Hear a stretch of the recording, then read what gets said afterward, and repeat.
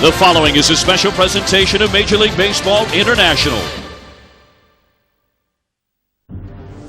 It's Game 1 of the 103rd World Series.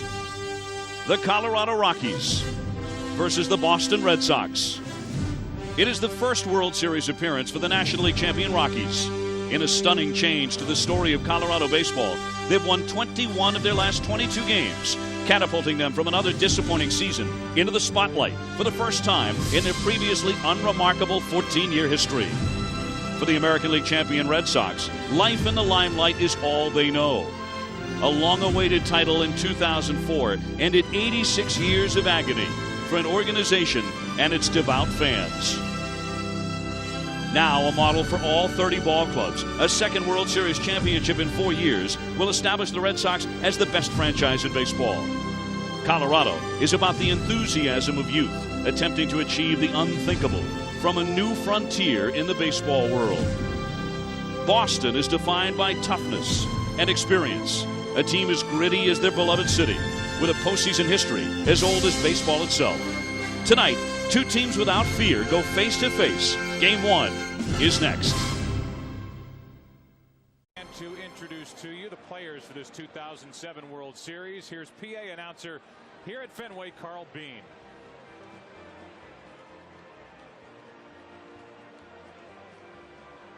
And now let's welcome the manager and starting lineup of the 2007 National League champion Colorado Rockies.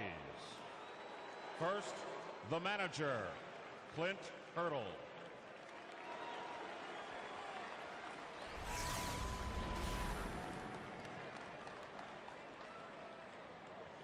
Let's go, boys. Leading off, center fielder Willie Tavares.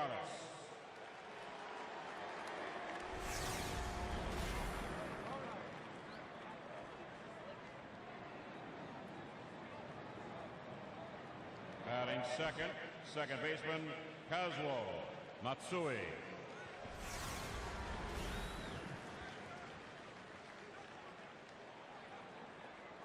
Hitting third, the left fielder Matt Holliday.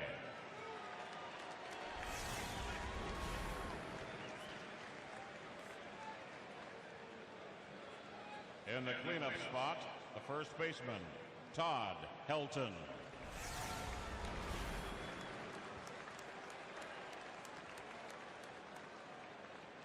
Hitting fifth, the third baseman, Garrett Atkins.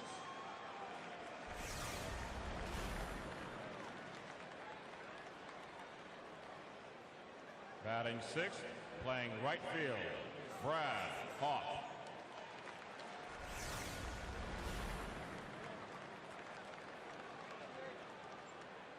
Batting seventh, shortstop, Troy Tulowitzki.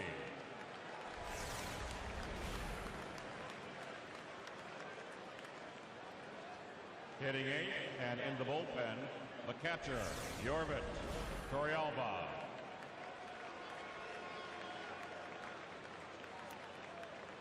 Hitting ninth, the designated hitter, Ryan Spilborghs.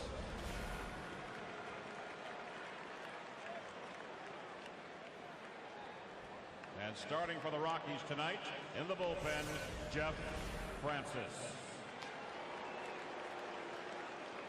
Ladies and gentlemen, the 2007 National League champion Colorado Rockies.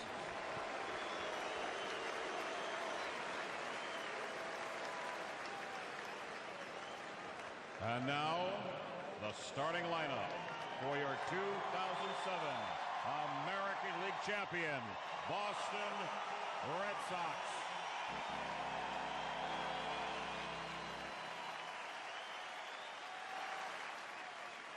We begin with the manager, Terry Francona.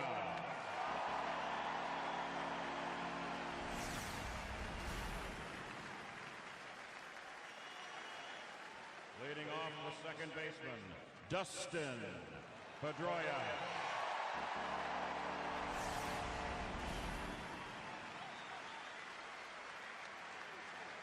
Batting second, the first baseman, Kevin Youkilis.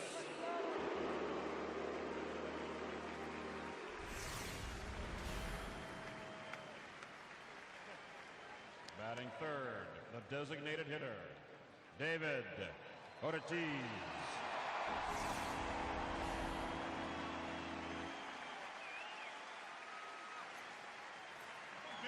Batting fourth, the left fielder, Manny Ramirez.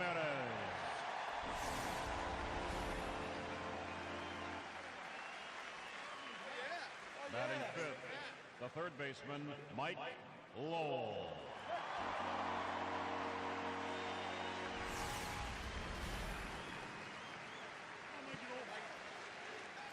Hitting sixth, and in the bullpen, the captain, catcher, Jason Varitek.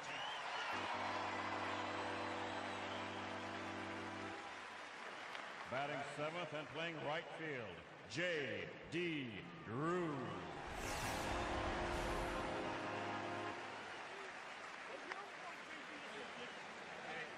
Hitting eighth, the shortstop, Julio Lugo.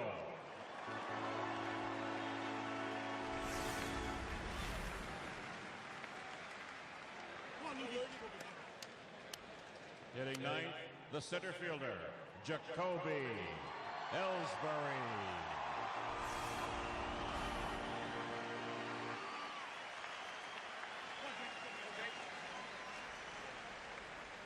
And the starting pitcher tonight, warming up in the bullpen, Josh Beckett.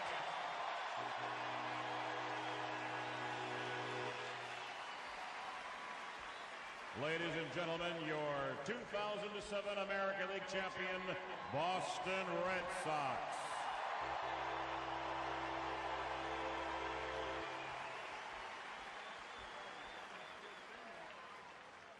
And now please rise and remove your caps as we welcome the Air Force Junior ROTC from Lowell High School. After our national anthem, look for a flyover by the Green Mountain Boys of the Vermont Air National Guard, 158th Fighter Wing. To perform our national anthem tonight, we welcome the most accomplished composer of our time, whose film scores have helped provide the soundtrack of our lives. While creating the score for the sequel to Raiders of the Lost Ark, he now rejoins America's orchestra, the Boston Pops, with his arrangement of the Star-Spangled Banner, created just for this occasion. Please welcome the pride of Boston and the epitome of our culture, Maestro John Williams.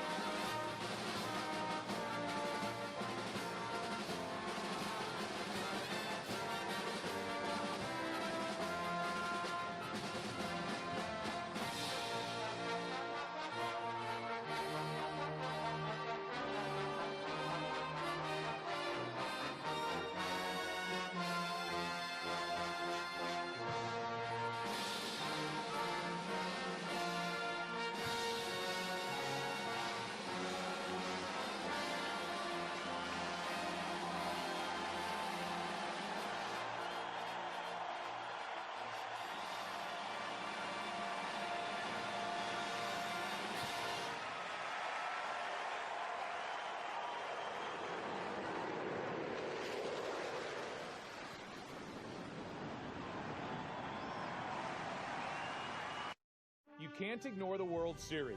You can't ignore baseball's biggest performances when the lights are at their brightest that turn pitchers into legends and hitters into heroes. You can't ignore Gibson or Carter or Kirby or Larson, Mr. October, Mr. November, Murderer's Row and the Big Red Machine, You can't ignore 90 years of waiting to win another against finally getting a chance to win your first. The World Series. Welcome back to the Chevy Major League Baseball pregame on Fox. It is a cold night here in Boston.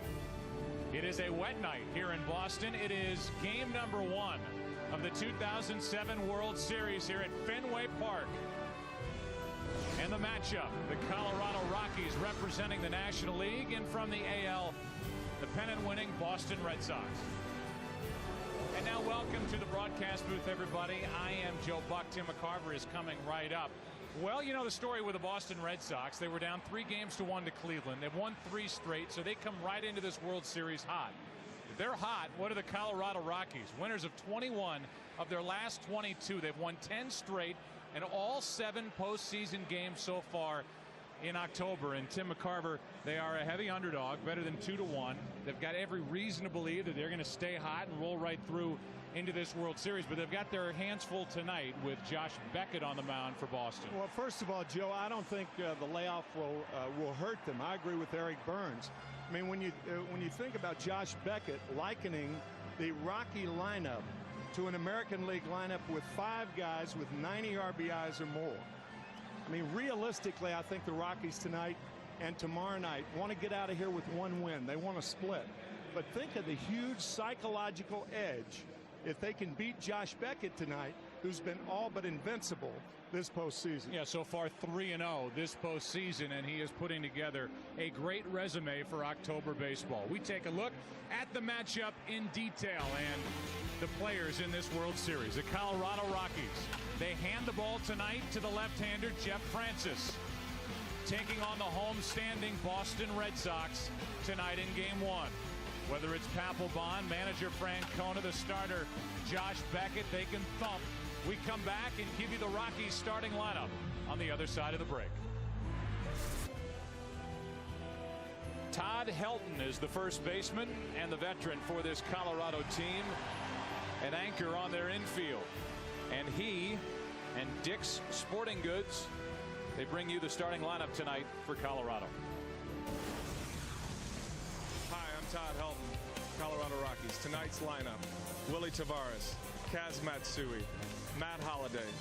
Batting cleanup is myself, Garrett Atkins, Brad Hopp, Troy Tulowitzki, Yorvit Toriaba, Ryan Spilberg, and the pitcher tonight is Jeff Francis.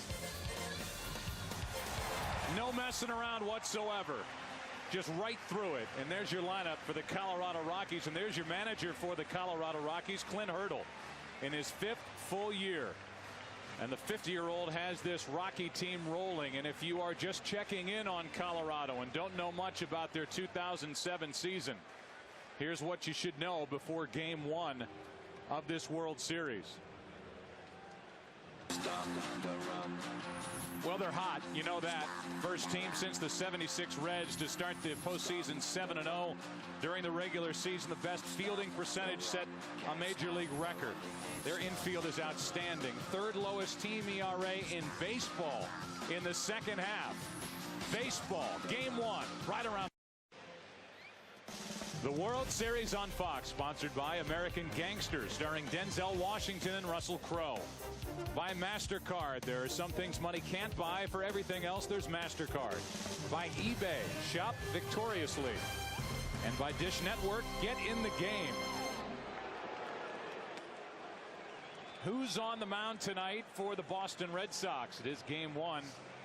These days, that means it's this guy, Josh Beckett, who has been almost unhittable in the postseason. 3-0, an ERA of 1.17, 26 strikeouts, 23 innings pitched, 1 walk, and that huge win, reason why he was the MVP in Game 5 in Cleveland to get the series back here to Boston.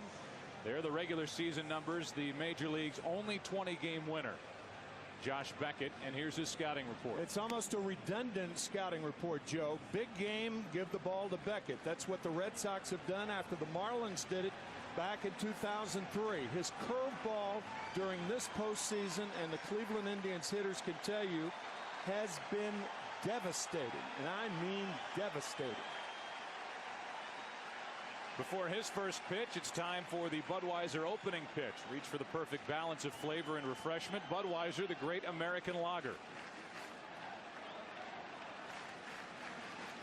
It is not warm, not freezing, certainly not dry, with a drizzle falling since about 7:15 or so. To the Rockies, however, it's almost like a sunny day. Snowed 4 inches in Denver last Sunday. Well, the weather, if you're worried about the weather when this series goes there for 3, 4, and 5, supposed to be pretty good. Here we go.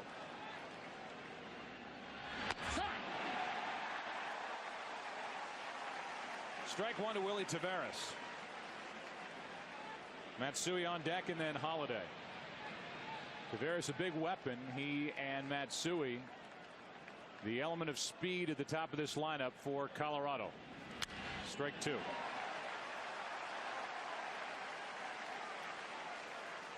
Taveras, a part of the Astros in 2005 when Houston went down at the hands of the Chicago White Sox. Not active in the division series. Big defensive play in the NLCS. Ball one. And nothing but fastballs from Beckett so far. Try to pepper in the scouting reports throughout the game, and the scouting report that the Red Sox have on Taveras make him put the ball in play in the air. Not a lot of power.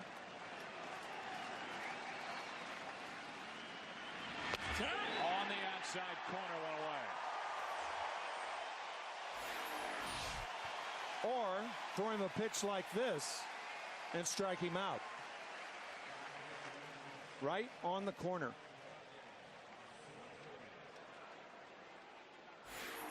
So Taveras is gone, and the 8-day layoff is officially over. Something he talked about during our opening, and something that you don't think is going to have that big of an effect on this Colorado team. I don't think so. As I said in the opening, I agree with Eric Burns. That was Eric's take and my take. What do you think? I think it's going to take a little bit to shake off a little bit of the rust and the cobwebs. And talking, when we sat down with Bob Apodaca, their pitching coach, he said the one thing that it does disrupt is timing. Whether it's a hitter's timing, it's getting the body to do things and putting the hands in the right position as a hitter, or getting the arm in the right position as a pitcher. And that was really his only worry about the 8-day layoff. Yeah, worried about Jeff Francis perhaps putting the leg down too soon, have his rhythm and cadence of pitching to his catcher just a little bit off. We'll see. Matsui has the count in his favor, 2-0. Kazuo has had a renaissance in a Colorado Rockies uniform. That's up, and it's 3-0. And he's a guy that if he can get on base can make things happen. He stole 32 during the regular season.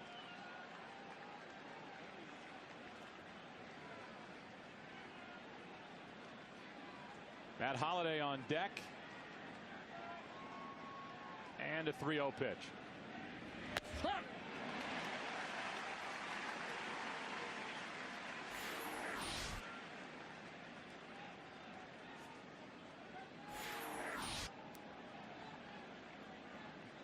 Plenty to talk about with regard to Matsui and his time with the Mets. It's been detailed, but it's been like a different guy since he was traded to the Rockies. 3-1. Full count.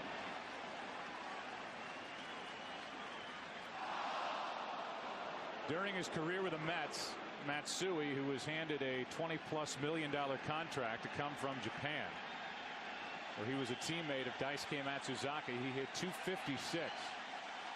Traded to the Rockies for Eli Marrero, and he's been a .300 hitter and a terrific defensive second baseman. That's back and out of play. I guess the New York Mets are probably thinking, well, what if Matsui, what if we thought about making him a second baseman and keeping Jose Reyes at shortstop? 3 years ago when Matsui came over, they made him the shortstop and wanted to put Reyes at second base. Reyes was hurt, and of course Reyes now one of the most exciting players in the game, and Matsui has found a home in Colorado.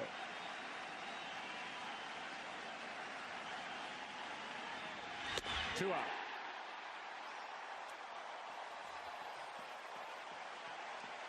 How about a little 97-mile-an-hour heat? Just off the plate away. Not a lot of time to determine whether it's a strike or not. Take a look at the keys to the game. Can Francis, that's Jeff Francis, the starter for the Rockies, shut down the Sox early? And the Red Sox, as they have done this postseason, trying to rally around Josh Beckett. 2 Ks so far. Those are the MasterCard keys to the game. And Holiday gets one buzzed up around his shoulders. Ball 1. Matt could very well be the MVP for the National League in 2007. Very deserving of it with the year he put together. And he has been getting better and better and better every year. So is Beckett's fastball here in the first inning. 1-1.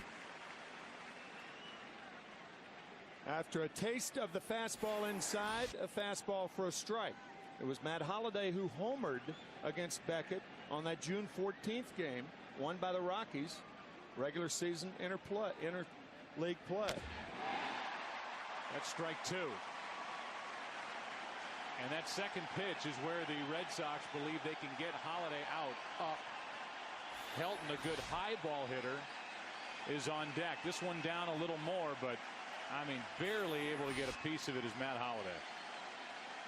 And Beckett could strike out the side and start this World Series in fine fashion for the Red Sox and pick up right where he left off in the ALCS.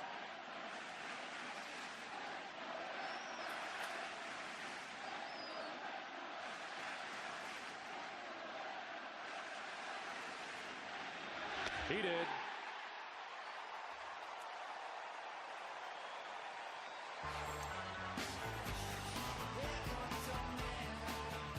One, 2, 3. Bottom of the first. Fenway, no score.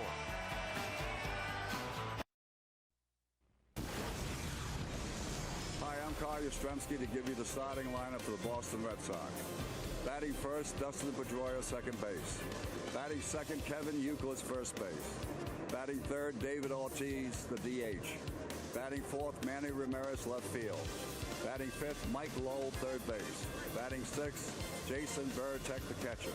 Batting seventh, J.D. Drew, the right fielder. Batting eighth, Julio Lugo, the shortstop.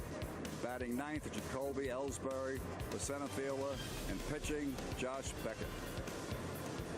Thank you, Yaz. And before this game, as he brought you the Dick's Sporting Goods starting lineup for Boston, they are honoring the 40th anniversary of the 1967 team. Just turned 68. And Yaz, who patrolled left field here at Fenway Park throughout the first pitch. Now it's Jeff Francis. And he hits the outside corner to Dustin Pedroia. And we're underway in the bottom of the first. It'll be Pedroia, Youkilis, and Ortiz.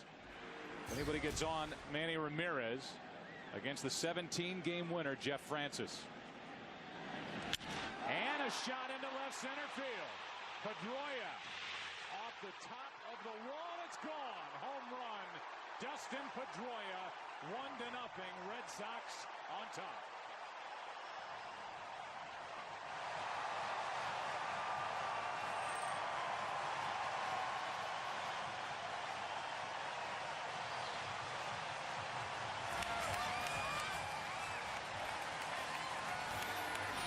You can't start out any better than that. 3 strikeouts by Josh Beckett and a home run by your leadoff batter. Dustin Pedroia is on fire. 5 RBIs in Game 7 against the Cleveland Indians and a home run to start things off against the Rockies. Just above the red line. And for Pedroia, he hit a 2-run shot in the 7th inning on Sunday night. Then a 3-run double and scored a run in the 8th. And this one banks off the top of the green monster. It was gone. Proper call. Home run. And Josh Beckett loves the start.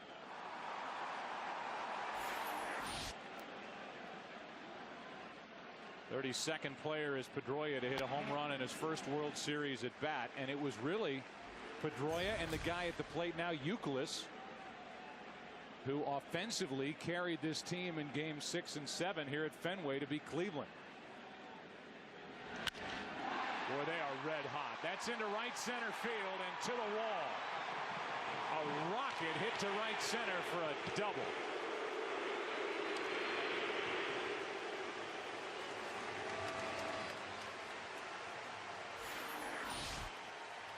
Pedroia and Youkilis single double home run in game 7. 2 at bats tonight, home run double by Pedroia and Youkilis. A fastball away, he went away. Remarkable. Here's what these two have done the last 3 games. 15 hits, a .577 average. And you know what that means for Boston when they get hot, get on in front of that guy who's hugging him, David Ortiz and Manny Ramirez. Just in 6 and 7 alone, they were on base 13 times. Between them, scored 7 runs and hit 2 home runs. Here's Ortiz. See if Francis can settle in. How about that? Ortiz showing bunt, bunting at foul, strike 1. Rockies would love to see David Ortiz try and drop down a bunt. You could do that 4 times a game, the Rockies are saying. Of course, the third baseman, Garrett Atkins, was back, but nonetheless, I mean, here's a guy who disdains the on-base percentage. He hates the on-base percentage. Bunting a guy over in the first? Shocking. 1 ball, 1 strike on Ortiz from Jeff Francis, who grew up playing street hockey in Canada. Weather is no factor for Francis at all. And for the Colorado starters this postseason, an ERA of 2.43.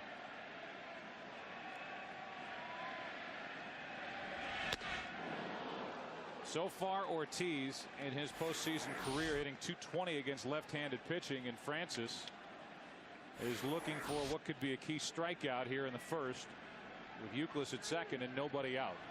Everybody in the American League tries to pitch Ortiz inside. Left-handers are more effective in doing that than right-handers.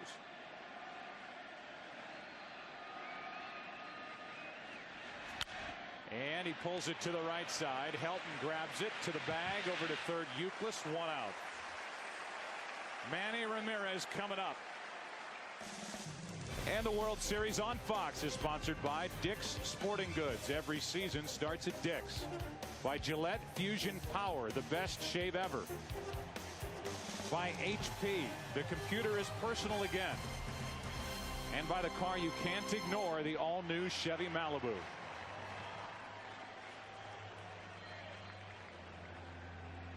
With a gentle mist falling here in the bottom of the first, the Red Sox lead on a Pedroia home run. Have Youkilis at third, 1 out from Manny Ramirez. And oddly, Clint Hurdle playing his infield in. Normally in a 1-run game in the first inning, you don't do that. With Manny Ramirez hitting against a left-handed pitcher, very unusual. And a base hit into left field, 2-0 Boston.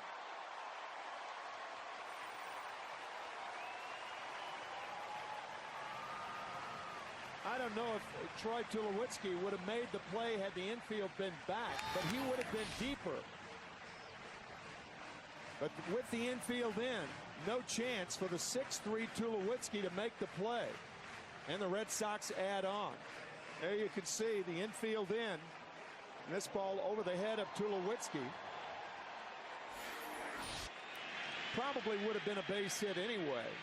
But nonetheless, it was odd for Clint Hurdle to have the infield in a 1-run game in the first inning. Here's Lowell. He takes a ball. Well, Clint Hurdle has proven time after time within this postseason alone that he will throw that book away, the managerial book on what you're supposed to do and not supposed to do. And in the first inning, he brought the infield in. That can't be fun for any one of those 4 with Manny Ramirez looking at it. No. Lowell takes ball 2. 2-0. Jeff Francis has struggled in the first inning in the regular season, an ERA of 5.29. And an opponent's average of 328. That's down and away. 3-0, and Francis is working his way into more trouble. A homer, a double, a ground out, and a line drive single by Ramirez. That's at first inning a problem. Our scouting report, he's not overpowering, but he does change speeds, but has yet to use that finesse against the Red Sox. Lowell thought he had walked. It's 3-1. Rocky's got a break on that pitch. That pitch was low. Home plate umpire is Eddie Montague. He's the crew chief.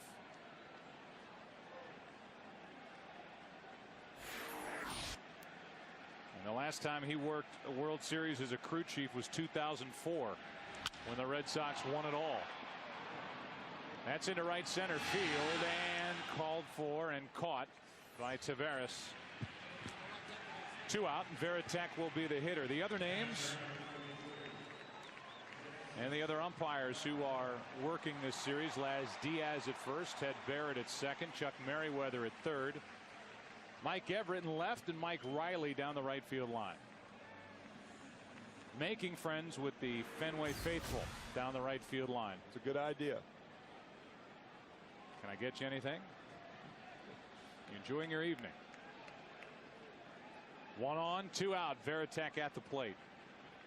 Jason moved up in the lineup to the number 6 spot.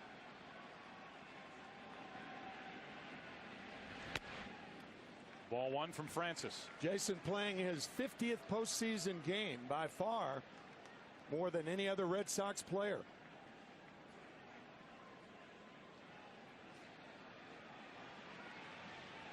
One ball, no strikes.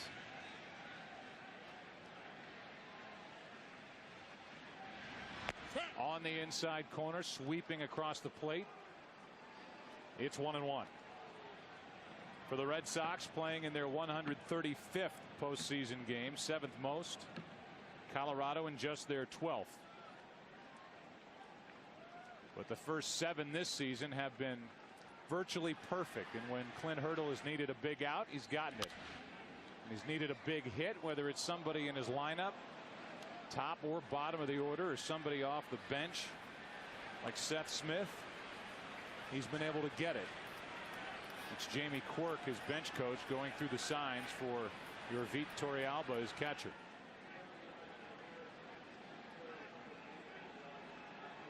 It's been a long first for Jeff Francis. 74-mile-an-hour pitch, and Varitek just does get a piece. For Colorado, a team under the 500 mark the 6 previous seasons. Franchise record 90 victories.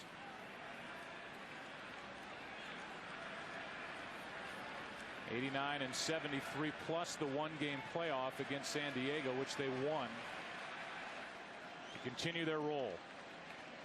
But down by 2 here in the first tonight. And just getting a piece to stay alive is Varitek. I think that game against San Diego deserves a further mention.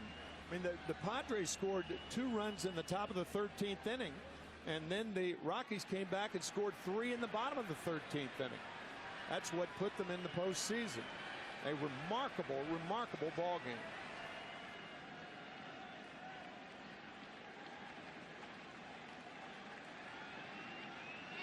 Check on Ramirez, who has a small lead. Well, how many times over the course of the last couple of weeks of the season could something, any one of 1,000 possibilities, not happen to allow the Rockies just to get into the playoffs? Right. And they have been so much fun to watch. Varitek rips a base hit through the left side. But maybe the one hit that stands out, at least in my mind, is from a game the Rockies weren't even playing in. The Padres were 1 strike away from locking up the final postseason spot.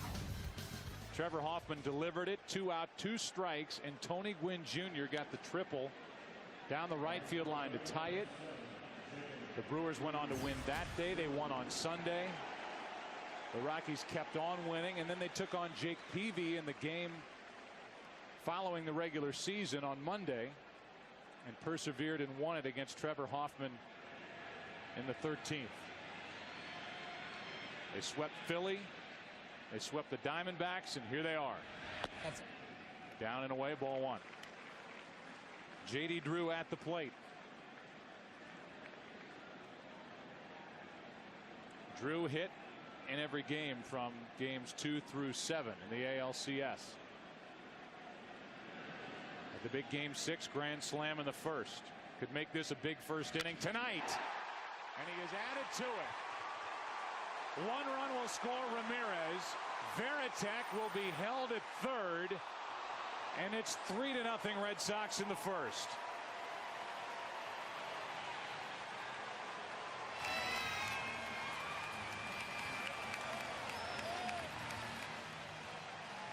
Bob Apodaca out to talk to Jeff Francis. A fastball right down the pipe to J.D. Drew. A fine play by Brad Hopp, the right fielder. Sliding, backhanded play. Ramirez scores easily. And Jason Varitek rounded third. And DeMarlo Hale, the third base coach, held him up late. You can afford to do that on a ball hit down the right field line because no throw is going to be behind you. You can see that ball is inside part of the plate, hammered by Drew. A lot of balls hit hard this inning. Yeah, and everything's been up from Francis. He's a high ball pitcher, though. You got to kind of weather. You got to live through that. Well, but talking to Bob Apodaca, he said we've got to have them chase balls in the dirt. He called this curveball a spike curve to bounce it in there. But he's been behind from the get-go. Right, and that way, if you're behind all the hitters, there's no way that major league hitters are going to chase. So now Lugo, and Lugo is in a spot here where he could make a 3-run game, a 5-run game with a base hit. And that's in for strike one. These pitches that are up, whether it's Varitek and his base hit through the left side or the ball hit by Ramirez, a line drive into left. Francis hasn't fooled many. And it started with a home run by Pedroia.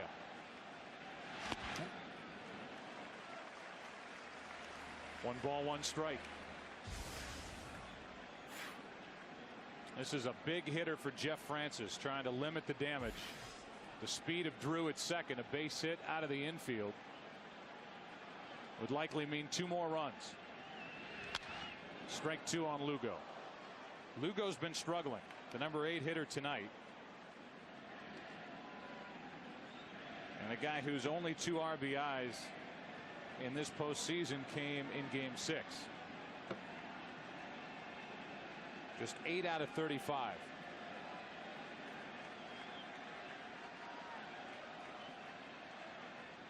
The 1-2. You see Torrealba calling for that pitch up.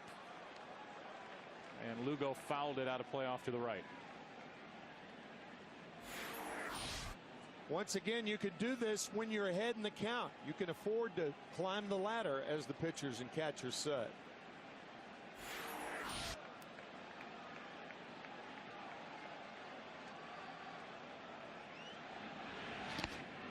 Smothered by Torrealba, 2-2. That's that spike curveball that you were talking about. I don't believe I had ever heard that term, and we assumed that it was the ball in the dirt, and Dak, as he's known by the Rockies, Bob Apodaca, said that's the spike curve.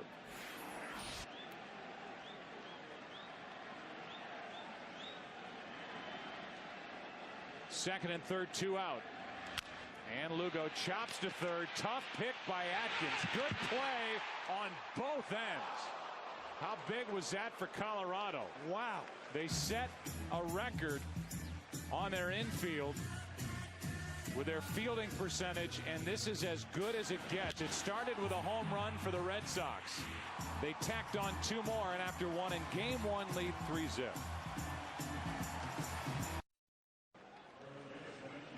Well, Josh Beckett was rewarded after his 3 strikeouts in the first with 3 runs in the bottom half.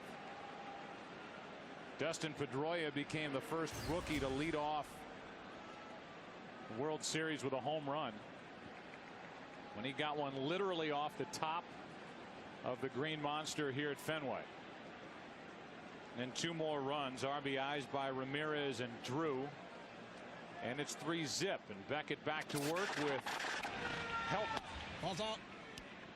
And that's up and away, ball 1. Joe, that home run by Pedroia was 37 feet 3 inches high. That monster is 37 feet high, and it just cleared the wall. Overpowering fastball tonight from Beckett already. It's 1-1.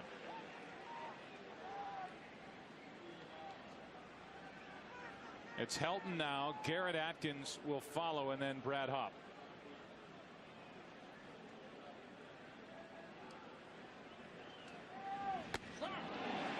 There's the breaking ball, and that curveball.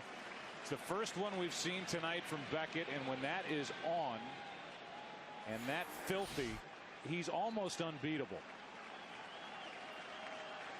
You can see Helton commit with the right leg, curveball flopping in there. How about 4 strikeouts to start his night?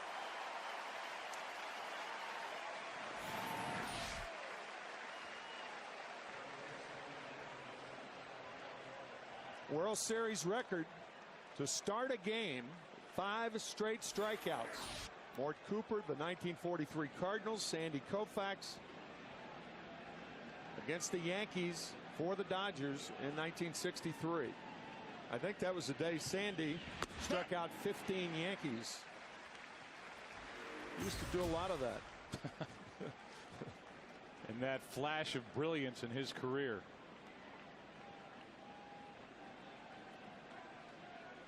Oh, and 1 the count.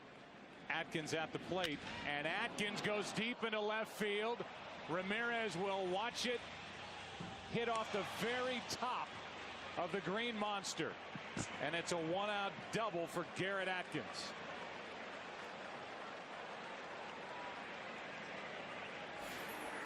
Welcome to Fenway. That, more than any other type ball that's hit, the high fly ball that would normally be an out in other ballparks, is the one that befuddles pitchers for the Red Sox and their visitors. I thought that ball was out initially, and perhaps the wind affected it a bit. Rockies have a base runner. And Hopp is at the plate trying to put Colorado on the board. It's really been this part of the lineup for Colorado in the postseason that's been so impressive. The bottom part, hitting .288 as a group. And Hopp's been a part of that. Up and away, ball 1. An on-base percentage of .409 compared to the top 5 hitters in Clint Hurdle's lineup as a group, hitting .227. It hasn't been overwhelming offense for sure so far this postseason, but just the key hits each night. Fastball swung through, 1 ball, 1 strike.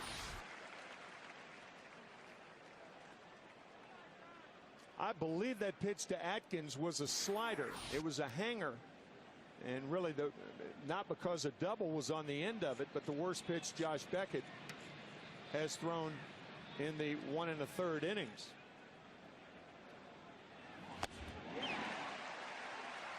Nothing wrong with his fastball. And the count's 1-2. All fastballs to Hopp. Tim, you mentioned that June 14th start for Beckett. It was Josh's first loss of the season here at home to the Rockies, who won 5 innings, 6 runs on 10 hits, and the 6 runs the most that he allowed all year. He was working his way back from a blister situation on the middle finger of his pitching hand. Hopp strikes out. That's 5.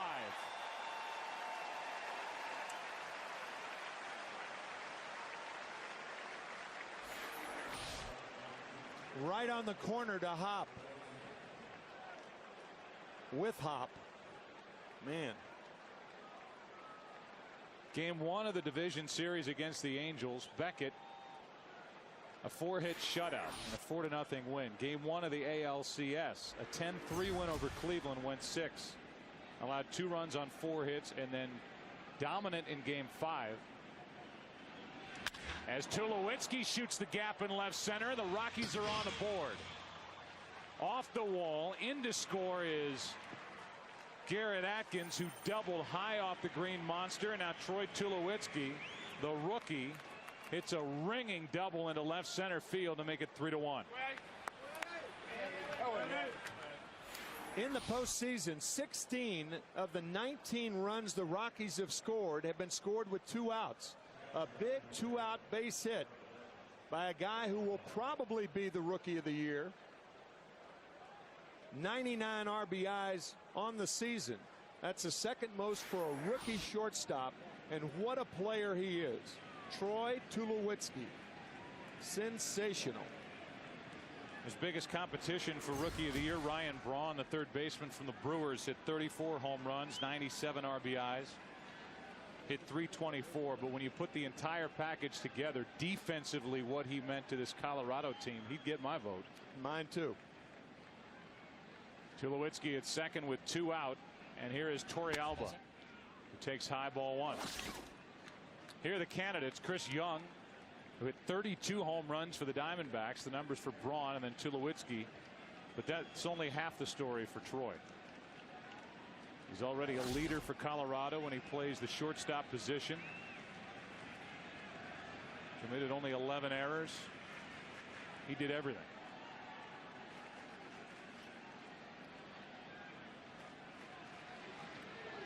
Yorvit Torrealba has hit 400 this postseason with runners in scoring position.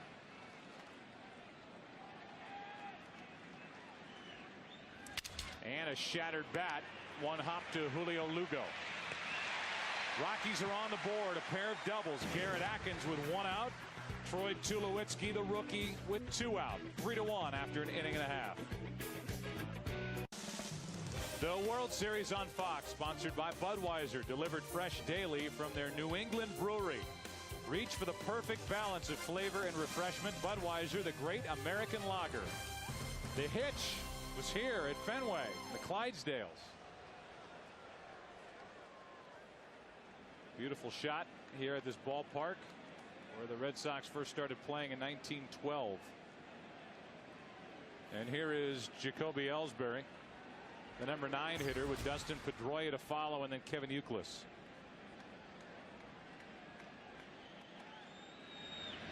See how Jeff Francis settles in. His teammates, in particular, his third baseman and his shortstop, produced a run with a double by Atkins, an RBI double by Tulowitzki. Strike 1. And his third baseman and first baseman prevented another run, at least one run, with that inning-ending play that they made in the bottom of the first inning. That was a dandy. The 1-1 to Ellsbury. Francis does not get the corner, and the count's 2-1.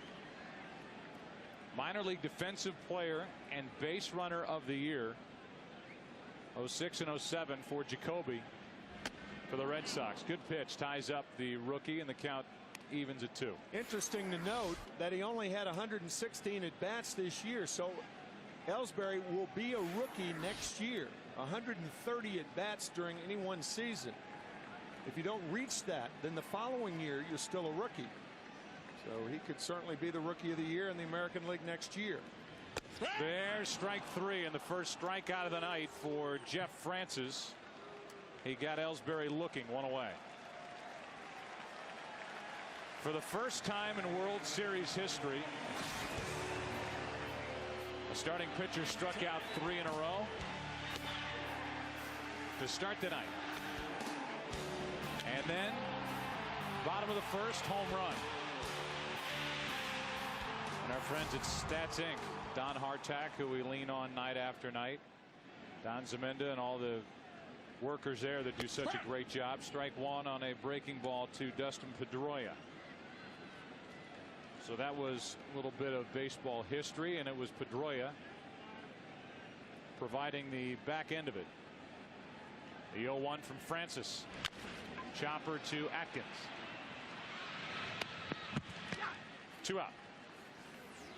It's down to 9 finalists in the People Major League Baseball Sexiest Fan Alive contest.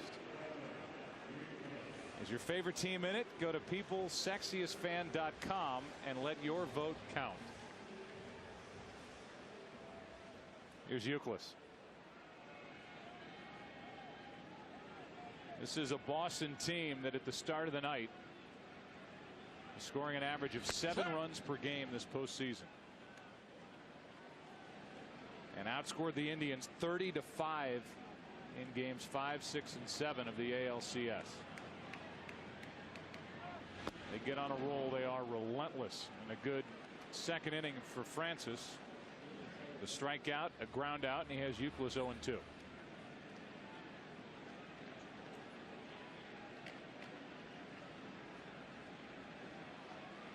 The 26-year-old left-hander brings it. Ball 1.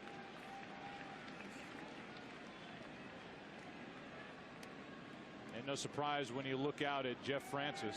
He may be 26. He may be making his way through the postseason for the first time, but he doesn't show it on his face or in his body language. He's about as calm a starting pitcher as you can find.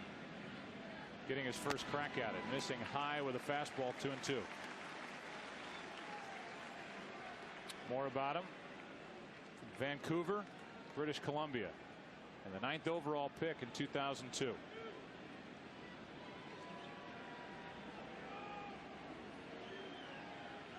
Two-two pitch.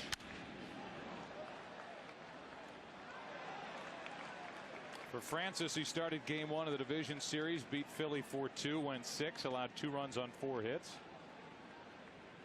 Beat Arizona game 1 NLCS 5-1, got into the 7th, allowed 1 run on 7 hits.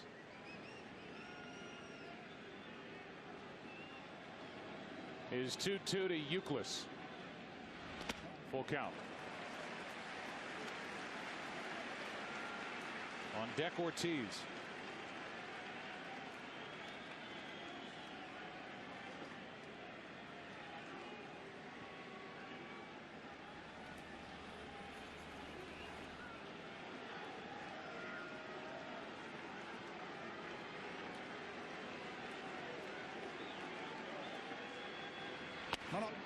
Down and away. The first walk of the night for Jeff Francis. And here's more about him. Nicknamed Boom Boom. Physics major at the University of British Columbia. Shawshank Redemption, that is a good one. Favorite movie. And why do we play Jimmy Buffett for you? Favorite food, a good hamburger.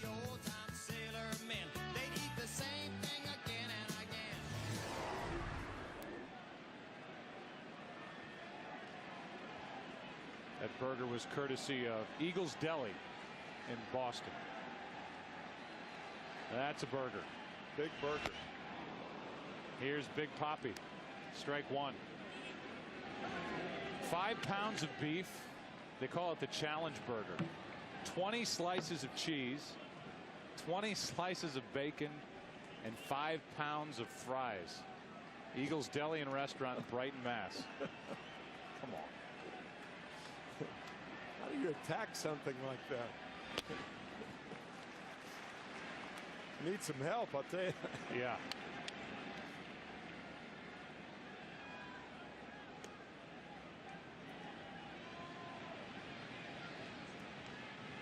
If you eat it, you get it for free. Well, that's nice of them. Then a cardiogram. Here's a shot down the left field line off the bat of Ortiz. Foul.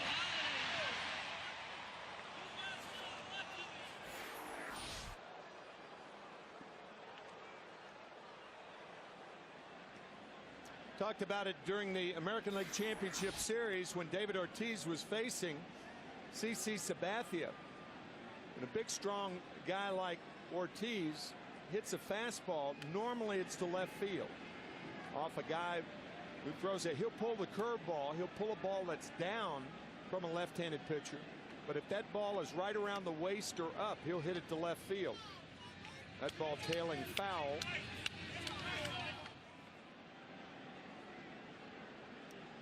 Mike Everett has to chase down that loose baseball down the left field line. American League teams also play Big Papi to pull the ball on the infield. Not so with the Rockies.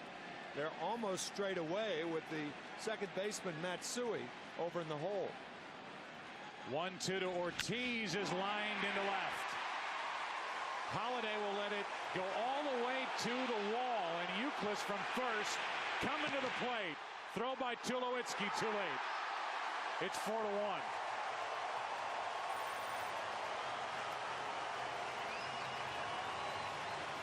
Your third base coach is so involved in the play because when that runner gets to third base, the next stop is home. That was a terrific play by DeMarlo Hale, the third base coach. When he saw the ball get by Holiday and fielded by Taveras, a guy who does not have the strong arm, he sent Euclid going hard from first. Kevin picking up the third base coach, and it took a perfect throw from Tulowitzki to get him. But once that ball got by Holiday, that's when Hale made up his mind. Fine judgment on that play. Now the Rockies will walk Manny Ramirez. And from Dave Magadan on down the bench. Celebrating the fourth run of the night.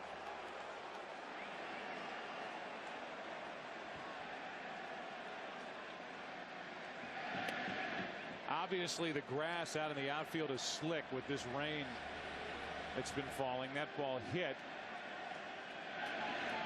And Holiday, who was very close to it when he couldn't bend down and stop it before it got all the way to the wall, Euclid was able to score from first. That certainly had something to do with the decision by DeMarlo Hale. You could see Holiday kind of skips over it, barehanded by Taveras, and the throw to the right of Tulowitzki. Had the throw been around the letters, perhaps he gets off a better throw. But nonetheless, with the lead, the Red Sox took a chance, and it worked. Well done all around. Now Lowell, 2 on, 2 out. This looked like a harmless inning for Francis. He got Ellsbury to strike out. He got a ground out by Pedroia. Got ahead of Euclid 0-2 and walked him. Then David Ortiz, an RBI double. The intentional walk to Ramirez and an 0-1 to Lowell.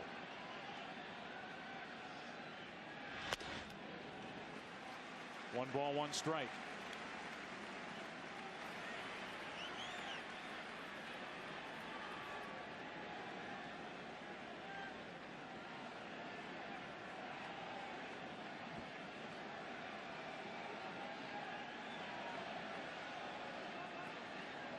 It's a 3-run game again, and Francis really struggling with his release point. Trying to corral these pitches back toward the strike zone, and he's falling behind hitters now, or in the case of Euclid, getting ahead and then letting him loose.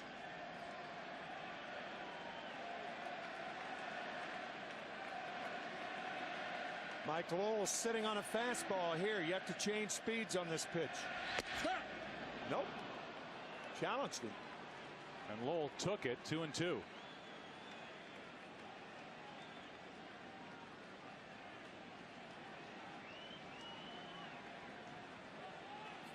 In the third inning for the Rockies, it'll be Spilborghs, then back to the top to Taveras and Matsui. Anybody gets on, Holiday.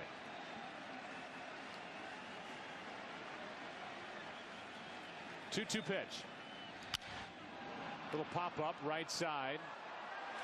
And it's Matsui who calls for it, has it, inning over. But another run on the board produced by David Ortiz with a shot into left center field. Scoring Euclid 4-1 Red Sox after 2.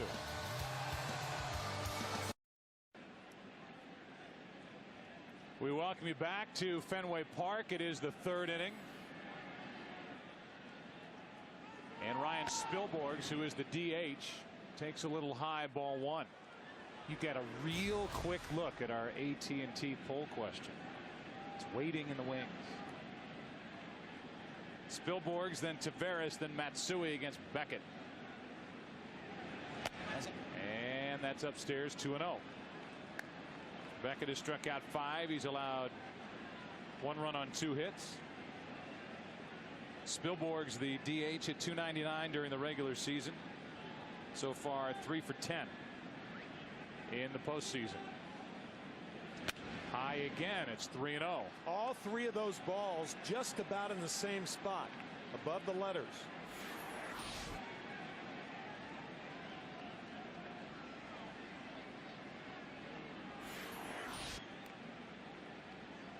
Beckett trying to avoid his first walk of the night. Does, at least for that pitch. 3-1. How about 31 strikeouts this postseason for Beckett and 1 walk in 28 innings. Line drive caught by Pedroia. Fox sounds of the game. A conversation during the last break with the grounds crew and Eddie Montague. It's about 15 to 20 minutes. The rain's going to pick up in intensity. Not a downpour, but they just think it's going to be steady, moderate. Last 20 minutes, half hour, then lighten up again. And we're already in the third? So that's about 10-ish. So it's a little, maybe a half hour sooner. So we'll bring out as much stuff as you want anywhere you want it. Okay. Sounds good. All right. So there's your weather report from Dave Meller with Ed Montague, the crew chief, and that's what we should expect. We started in a drizzle and we're going to play right through it, it appears. Willie Taveras now trying to get on. Showed bunt, bunted it foul, and for a guy like Taveras, 37 bunt hits, #1 in baseball this season, 19 more than the next guy. That's why Mike Lowell is right there. Taveras not a pull hitter, so Lowell as a third baseman can almost play him like a left-handed hitter. And a fly ball into left center field. Ramirez drifts to it and has it. Tiptoeing in left center for out number 2.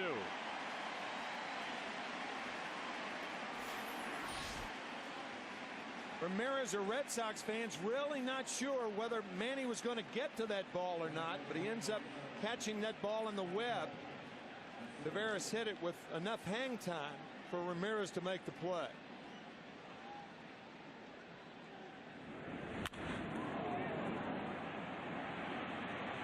That's exactly what the Red Sox want of Taveras. Hit the ball in the air and we can track it down. Manny Ramirez showed his defensive abilities in Game 7 of the championship series. Playing the Green Monster in left, getting an assist when he threw out Kenny Lofton in the 5th inning, which was a big play in what was, for the most part, a 1-run game until the Red Sox blew it open in the 7th and 8th. Ball 1 from Beckett to Matsui. 1-1.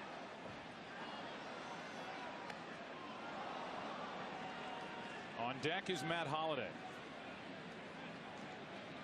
Matsui's been a big part of the success with Colorado and hitting in the #2 spot. So important with the guys he's got up behind him. Matsui has hit .325 when the Rockies win, and when he hits down in the low 200s, they don't fare well. And losses just .226. A pop up for Lugo. And a 1-2-3 inning, second of the night for Beckett. Bottom of the 3rd inning at Fenway. Red Sox bat, they're up 3. Tonight's amazing HD picture provided by the DirecTV HD Starship.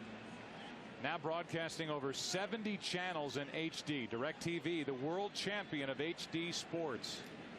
Not only beautiful from up above looking down, but it's hard to take your eyes off it from down here looking up. It is.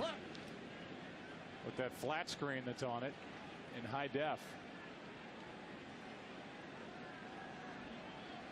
It's the kind of thing that caused Richard Dreyfuss to go into the backyard.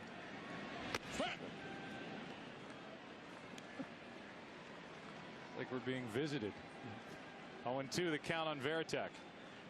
J.D. Drew will follow, and then Julio Lugo. Francis deals, and it's in the dirt.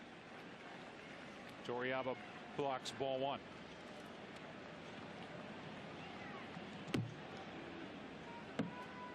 Drew with an RBI double in this game. And so far, it's been more of what the Indians faced in the last 3 games, as opposed to the 3 previous ones during the ALCS, hitting up and down this lineup. That pitch was dangerously up, and Varitek just missed one to crush.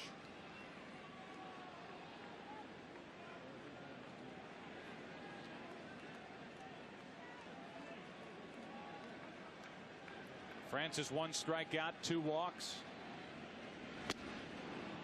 2 strikeouts, 2 walks, and let's go down to Chris Myers. Chris.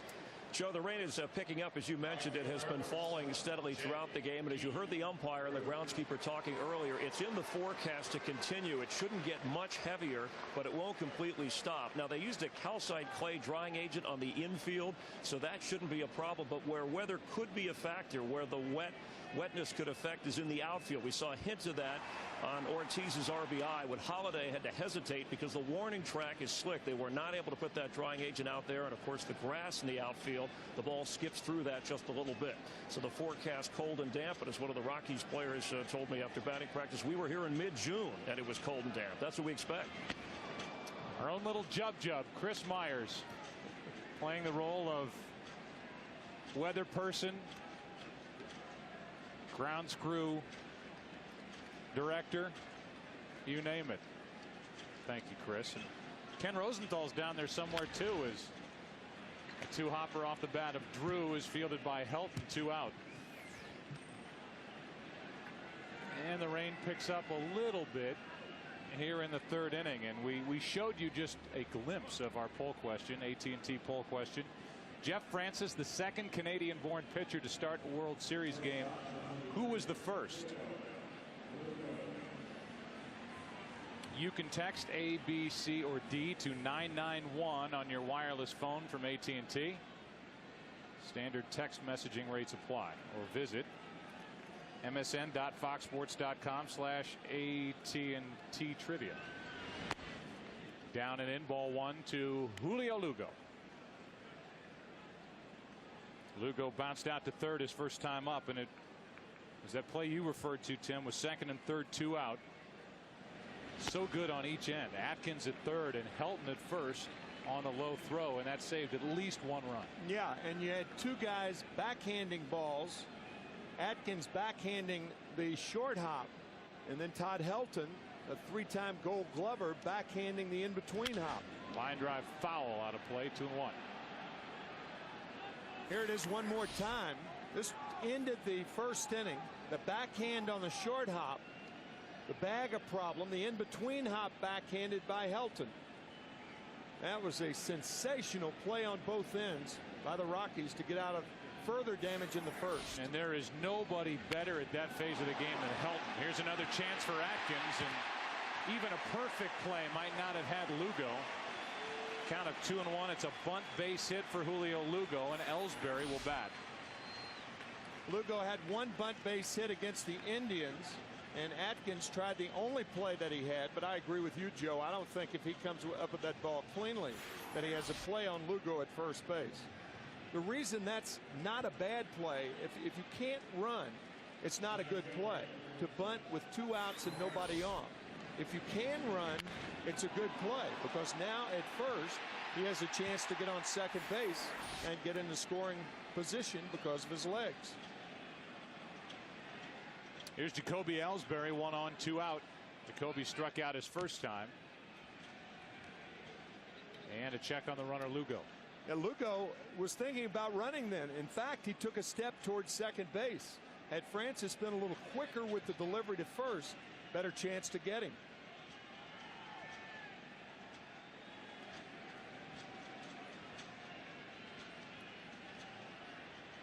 Ellsbury takes ball 1.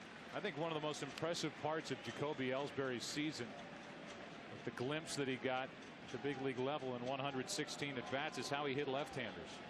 10 out of 29, 345, and only struck out 3 times.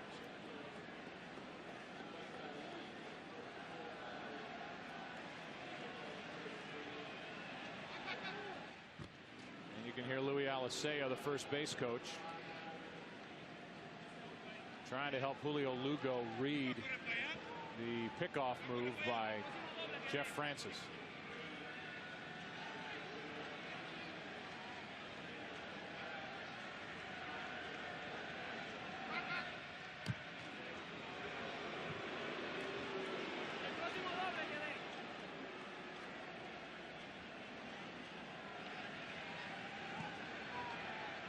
So this could be the first test of this series for your Villarrealba. Both teams will run in this series. And a ground ball to Matsui.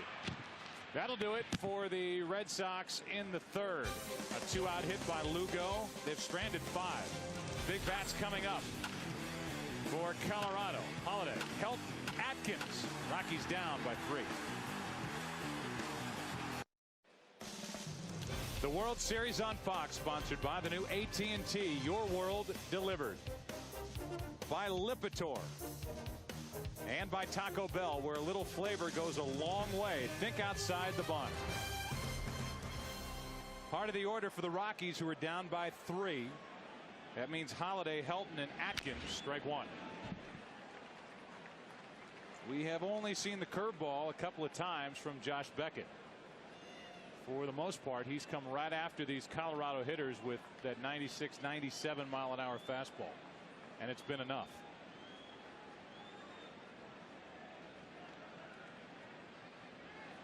Raining harder now than it has at any point tonight. We had a chance to visit with Terry Francona, which we'll play for you at some point here in the 4th inning. Here's a little chat that Ed Montague, the plate umpire, had with Josh Beckett moments ago. I told him to rub them up a little more, Josh. If they get slick, just throw them in. They might be getting slick in my pocket, you know, with that. And then he spits into his hand. Yeah. 0-2 pitch is hit to third. Tricky hop comes up on Lowell. Wet ball and all, he fires it across, and we talked to Terry Francona. First question was about the pitching so far of Josh Beckett, who is indeed a big game starter. I agree. Early on, he's good. He's using all his pitches. We have a long way to go, but we feel good when he pitches. Terry, you told us during the season that with Dustin Pedroia, you play cribbage with him every day. You beat his brains in cribbage, and then he goes out and gets 2 hits. Yeah, that's the way we like it. We'd like to keep it that way. He's not a very good cribbage player, but he's a pretty good baseball player. We heard a report earlier about the weather. What's your feeling down there in the dugout and with the way that this playing surface is right now? Well, it's wet, and it sounds like it's going to get a little wetter for about the next half hour, but they said behind it it's okay. So, again, hopefully the game gets played without interruption, and we'll see what happens. Yeah, without interruption when you've got a guy like Josh Beckett on the mound. Well, this is second time around for you in the World Series. A little different this time? You don't get tired of it, that's for sure. There's still the nerves and the anxiety, but that guy on the mound kind of eases that a little bit. Thanks for your time. Okay, guys. Terry Francona, who has guided his team to the World Series for the second time in his 4 years here. You saw the double high off the wall by Helton. That's 3 balls off the Green Monster hit by the Rockies. 1 by Atkins for a 1-out double in the second. Tulowitzki hit a line drive off it for the RBI. And now with 1 out, Helton is aboard. There's only 3 out of his last 15, including the NLCS play, and he's in scoring position for Garrett Atkins. Ball 1. Todd Helton on base where he belongs. He is 7th all time in on base percentage. He's been on base 43% of his career. It's remarkable. What a player. Such a great player, and a guy, as Atkins fouls it, a guy who, while he was putting up those stats and year after year was hitting 340 and 350 and having great seasons, everybody always dismissed it because they said, oh, well, he plays in Colorado. Yeah. He was just as good a hitter on the road, but they said, oh, he plays in Colorado and the high altitude for the 5-time All-Star. Well, things have changed in Colorado with the way the ball flies. It is not a launching pad anymore. The statistics have changed, but Helton has not, and he has continued to hit. The baseballs have changed, too. They've kept him in a humidor since 2002, something I'm sure we'll talk a lot about when we're out there for the World Series. But it has kept the game in check and made it more fair for the pitchers out in Denver. Meanwhile, the count's 1-2 on Atkins with a runner at second, Helton 1 out. And the Rockies down by 3 here in the 4th.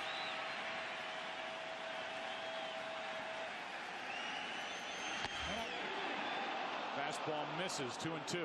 Again, we had in our scouting report about how devastating the curveball has been for Beckett all postseason. And tonight only 2 curveballs have been thrown. One to Todd Helton for a strike and one for a ball. Other than that, just fastballs have the Rockies seen.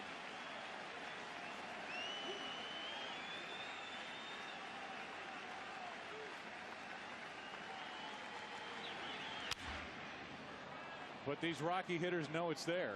Oh, yeah. They may not have seen it much, but they know it's there, and they have to account for that over-the-top Josh Beckett curveball. Beckett working on 5 days rest. He did warm up during Game 7 on Sunday night with the Indians in town, but it was light work, and it was his side day anyway. The Red Sox did not have to use him for the 3rd time in the series.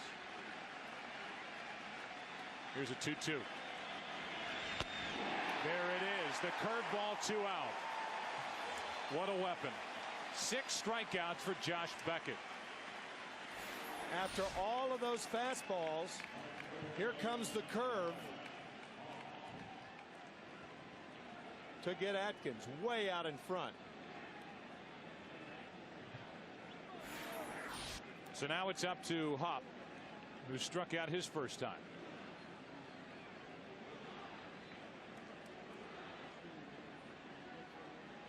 If you didn't know it, Brad Hop, the most RBIs by a right fielder in the National League, with 116 during the regular season. Strike 1.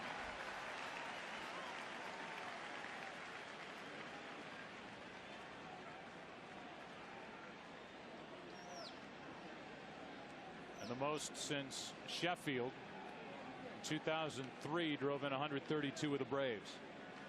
Second most home runs by a right fielder. Hop hit 29. Griffey hit 30.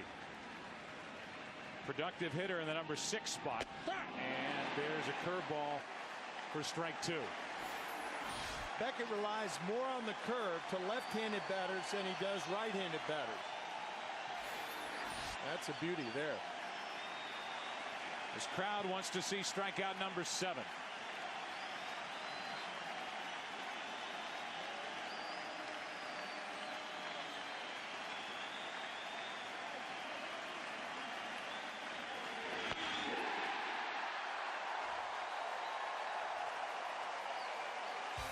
Seven strikeouts.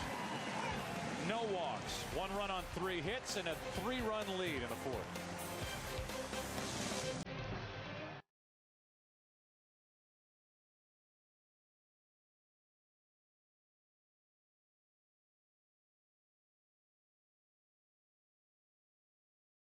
It has been a damp, chilly night here at Fenway Park. We move into the bottom of the 4th inning, and for the Red Sox, they lead it off with the top of their lineup: Pedroia, Euclid, and Ortiz.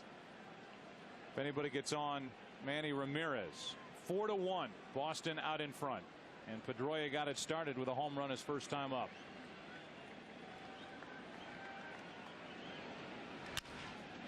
That's Tulowitzki to his left, gliding across the infield and showing his arm. 1 away. Great play.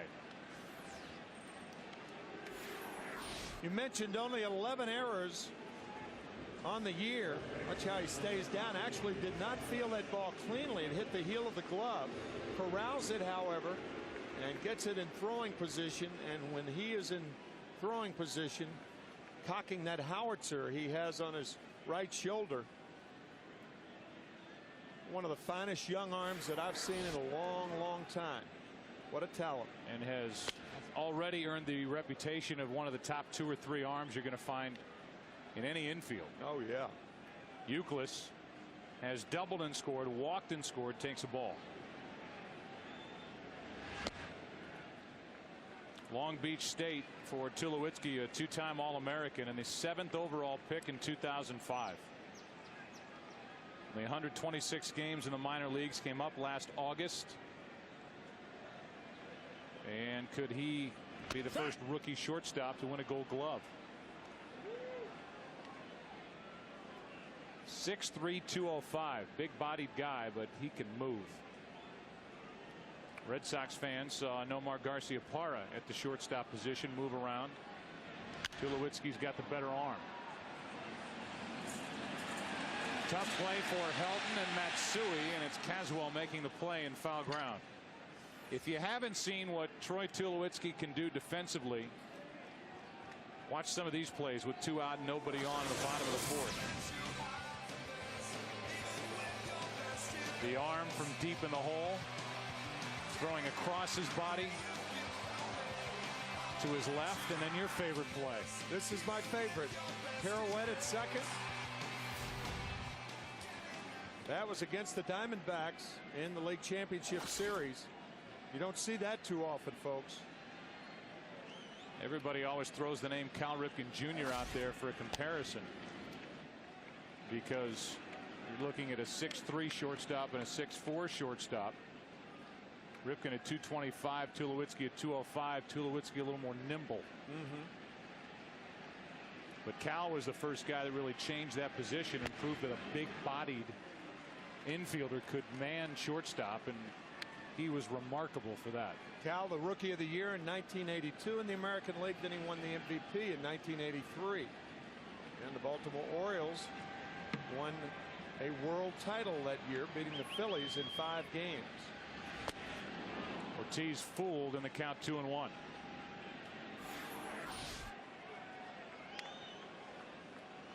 It looked like a changeup. That's an unusual pitch to a left-handed hitter from a left-handed pitcher. A lot of pitchers don't like to throw that, but it's becoming much more of a weapon this day and age. Fastball by his bat, and the count's 2-2. Still in search of his first perfect inning is Jeff Francis. 81 pitches here as he works in the 4th.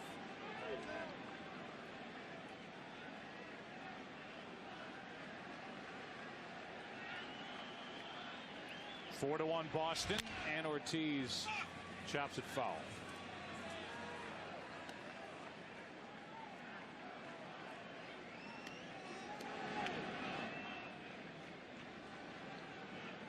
Game 2 is tomorrow night right here on Fox in high definition, 8 Eastern, 5 Pacific. Ubaldo Jimenez, young right-hander, against Curt Schilling. The opposite way, another hit for Ortiz. Same direction he went, back in the 2nd for a 2-out RBI double. He's got a 2-out single to left. Torrealba wants the ball down and gets it for the most part in that area. David Ortiz, a lethal low ball hitter.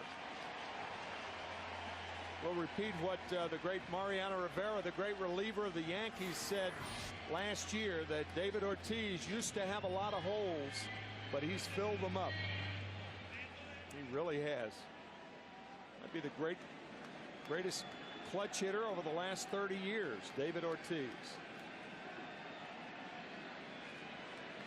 Rain has really let up, which is good news. And Manny Ramirez is at the plate. Not good news for Jeff Francis, who misses low. Ramirez, an RBI single, a run scored, was intentionally walked in the 2nd. Mentioned that pitching matchup tomorrow night. A rookie right-hander, Jimenez, against Curt Schilling, who will turn 41 next month. A 1-0. Strike one. There are the numbers during the regular season. Jimenez really came into his own down the stretch. It's been good in the postseason. And then Schilling at the bottom line there. His career in the postseason, 10-2. With an ERA just over 2. And a former co-MVP in the World Series back in 2001. That's up and away, 2-1.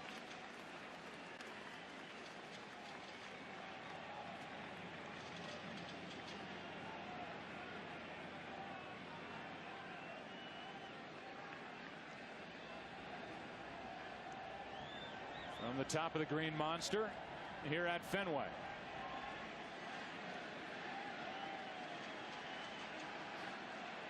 Those who can watch a game from there swear by it. 2-1 pitch. Outside, Ramirez has shown a great batting eye this entire postseason. 3-1. Only in the last several years have people had a chance to sit up on the Green Monster, as the Red Sox have added seats, trying to maximize the capacity here at this national treasure, Fenway Park.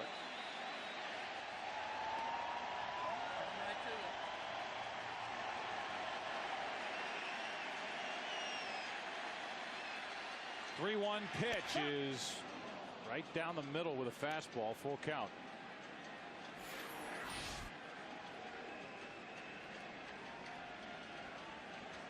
Good pitch by Francis, right on the corner. So the count's full. Runner will go.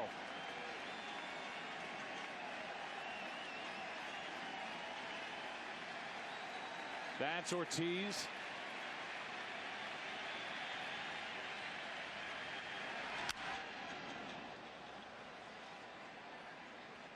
Still a full count.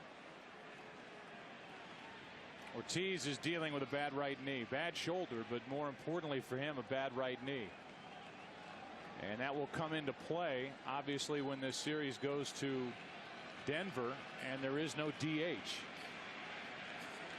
And Terry Francona still wrestling with what he's going to do with his lineup when this series is in Colorado.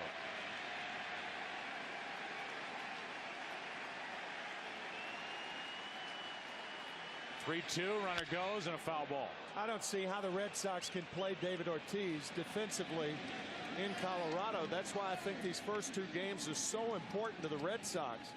If they can win two and then go to Colorado, it won't be as much of a problem as Manny Ramirez is jammed.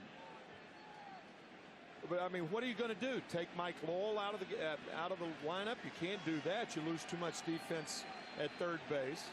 And the same reason on the other corner with Kevin Youkilis.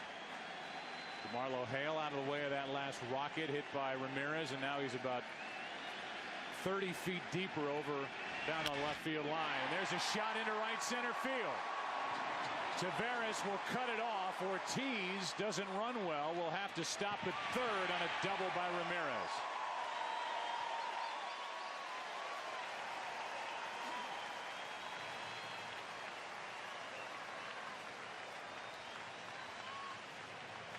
That was a good play by Taveras to cut the ball off. We've seen Hop do that in right field. What a hitter. My gosh. What a tandem. Ortiz and Ramirez. You could see David Ortiz limping around second base on that bad right knee, but a fine play by Taveras as Ramirez has a double. 91 pitches for Francis. Let's just further the point while Torrealba's out to talk to his left-hander. Each ballpark will certainly come into play also in this series. You've got Manny Ramirez, who's so good at working the wall and left here at Fenway. Not a big left field. It is the most expansive outfield in the big leagues in Denver, Colorado at Coors Field. Franklin Morales, the left-hander, starts to get loose.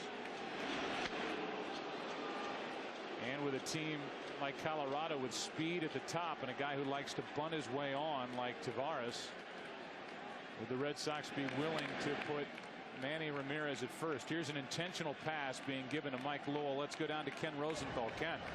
Joe, I spoke with David Ortiz before the game today, and he said his knee should be good enough for him to play first base. He said that even back in 2004, people were killing him about his ability to play first, saying he couldn't catch a ground ball, and he did play the position in the World Series. But if his knee should get worse in the first two games, it could be a real issue. And I think at least against left-hander Jeff Francis in Game 5, maybe they'll sit him in that game. All right, Ken, thanks. Yeah, that's certainly a possibility. Hey, you've got a red-hot Kevin Youkilis, too. What are you going to do with Kevin? Bob Apodaca is out to talk to Francis. See the left-hander Morales getting loose, but typically a starter. And when we talk to Bob Apodaca, he said to us they wouldn't want to put Morales into a game where he's inheriting base runners. That would be the case if Jeff Francis cannot get through this fourth inning.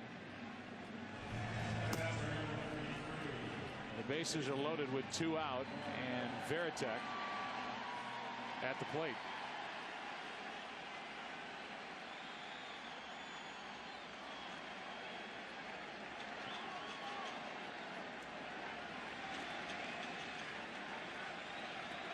Francis trying to keep this a 3-run game in the fourth.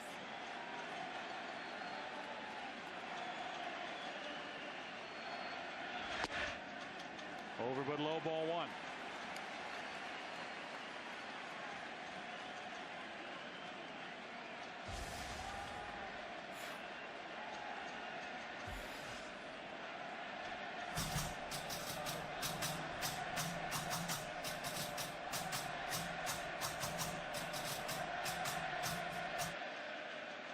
Pitch, 2-0.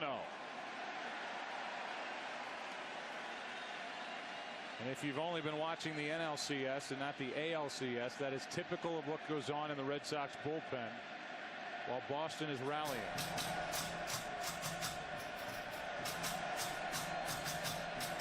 It's Mike Timlin in the middle. 2-0 pitch to Varitek. On the corner. 2-1.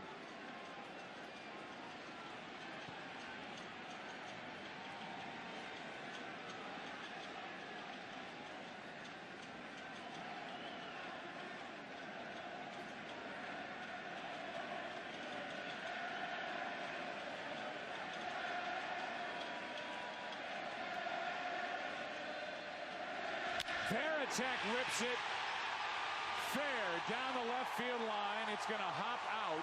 Interfered with by a fan. They will give a double. 2 more runs. And it's 6-1 here in the fourth inning.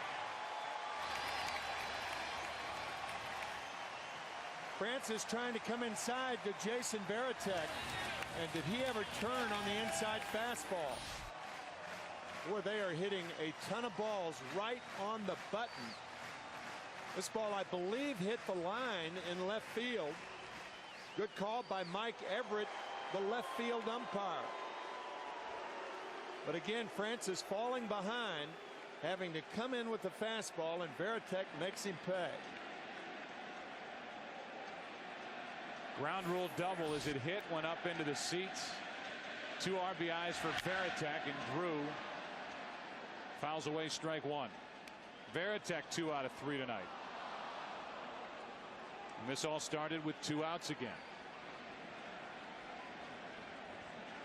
A 2-out hit by Ortiz, the double by Ramirez, the walk to Lowell. And Varitek came up with a 2-run double.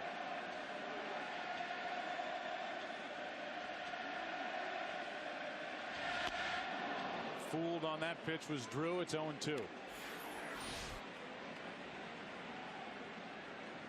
Francis trying to vary his pitches, going to the breaking ball. That's really what he has to do. But in order to do that, you have to stay ahead. This will probably be, one way or the other, the last batter that Francis will face.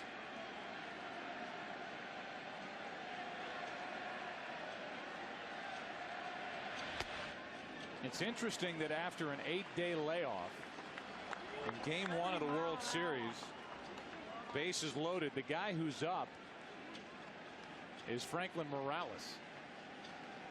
With Francis trying to keep his team in the game, they've got a bullpen that couldn't be more rested. They really don't want to bring Morales into the middle of an inning.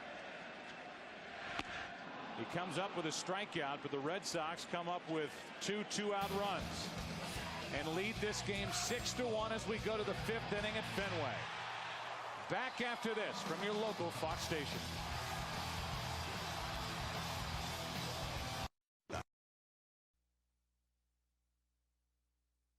This is why I'm hot. This is why I'm hot. This is why. This is why. This is why I'm hot. This is why I'm hot. This is why I'm hot. This is why. This is why. This is hot again. It's the postseason, and Beckett is doing his usual work. 7 strikeouts, no walks. 1 run on 3 hits. Pitching now in the 5th. Bottom 3 in the lineup for the Rockies: Tulowitzki, Torrealba, and Spilborghs. And it's ball 1. Troy doubled off the wall in left center field for an RBI his first time. Trying to get something started for the Rockies, who are down by 5. Off the hands to the shortstop Lugo. Shows what he can do one away. Good play from the hole by Julio Lugo. Over to his right, and here's Torrealba. Yorvik grounded out his first time.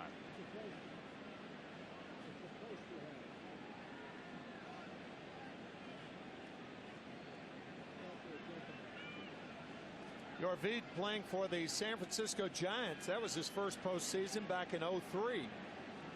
And he was on the sidelines when Josh Beckett lost to Jason Schmidt in game 1 of that division series. Florida Marlins came back to beat the Giants, then they beat the Cubs, and then beat the Yankees. But Josh Beckett gave up 1 run in 7 innings in game 1 of that division series in '03. And Jason Schmidt was the winner, and from then on Josh Beckett has just been sensational in the postseason.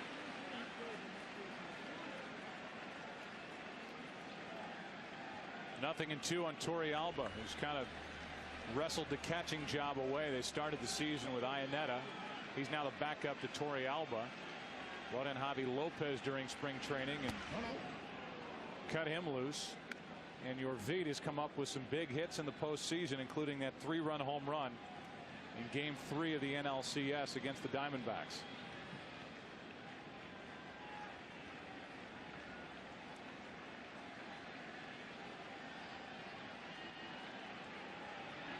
Breaking ball has him looking at strike 3. That's 8 strikeouts for Beckett. This is the last pitch, and that curveball was thrown because of what Torrealba did the pitch before that. He buckled on the pitch before that, and then he takes strike 3. A lot of times, from a catcher standpoint, you watch the feet, watch the knees of Torrealba. Even though this ball is a ball, you get his reaction on a certain pitch, then throw it again to get him. And he throws one to Spilborghs for strike 1. Ryan lined out his first time.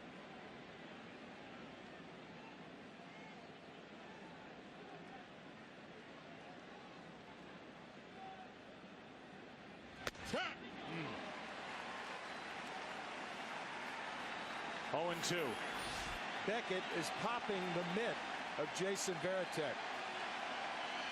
Give me another word. I keep coming back to dominance. I don't have my thesaurus with me. Dominance good enough so far. 96 that misses off the corner, ball 1. I mean, right now, he doesn't look like he's beatable. Tonight, he didn't in the ALCS, certainly in game 5. The 7-1 win when he struck out 11. Inside. It's inside. Or game 1 of the division series, the 4-hit shutout against the Angels.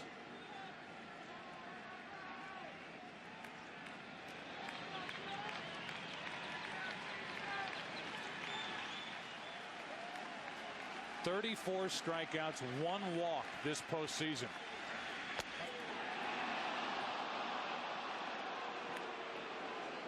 Full count. He wanted that one, did not get the call. Very, very close to the outside corner, but just a wee bit outside.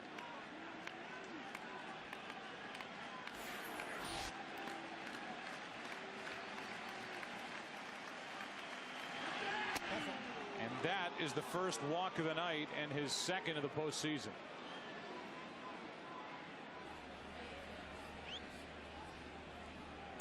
And it keeps this 5th inning alive for Willie Taveras.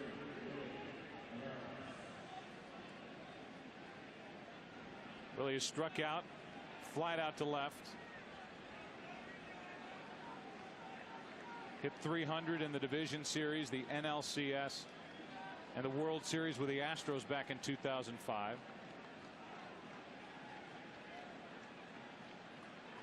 And because of his ability to bunt, even when you know it's coming. Mike Lowell is way in at third.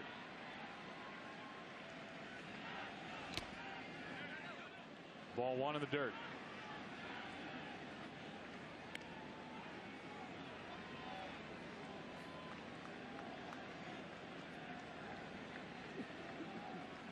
Not a guy with a 5-run lead that you would bother to throw another curveball in this situation. Tavares, more than any other Rocky hitter, is a guy that Beckett must challenge, and he will. Too far inside, 2-0.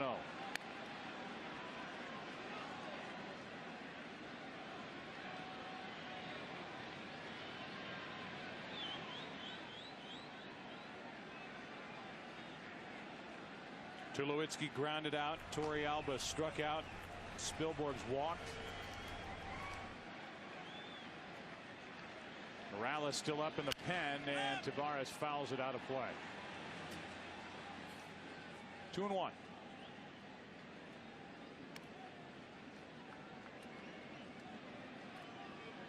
Kazuo Matsui is on deck. He hit 4 home runs during the regular season, has won this postseason. That was a grand slam at Philadelphia of Kyle Oesch in the division series.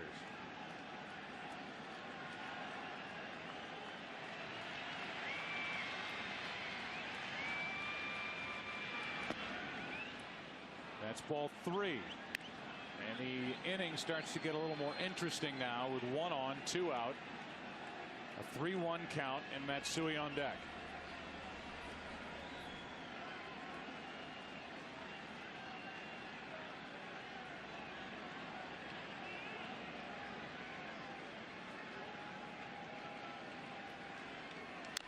Full count.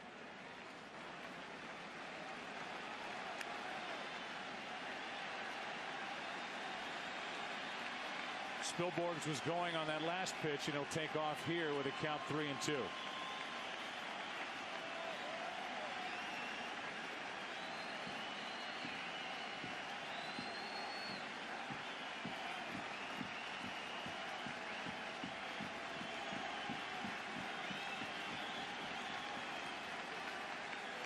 Runner goes, and a little fly ball, shallow right center field. Pedroia is there, and the inning is over. Rockies strand their third, bottom of the 5th inning, Game 1 World Series, Fenway Park. 6-1 Red Sox. Should be a fun Fox NFL Sunday doubleheader this week, beginning with the Giants and Dolphins playing the first ever NFL regular season game in London.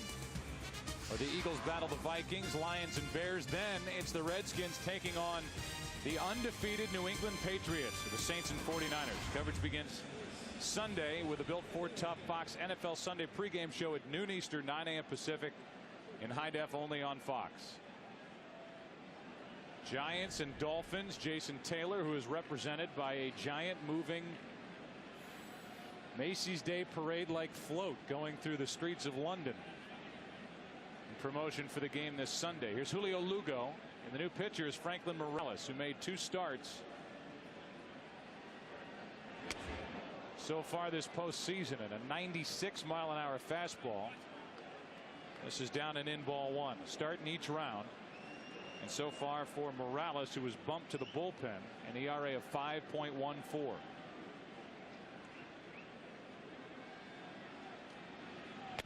Aaron Cook, who was the opening day starter for the Rockies, who spent 2 months on the DL with a strained rib cage muscle, is back in the rotation and scheduled to pitch game 4. That's down and in 2-1. That's why Morales was moved to the bullpen.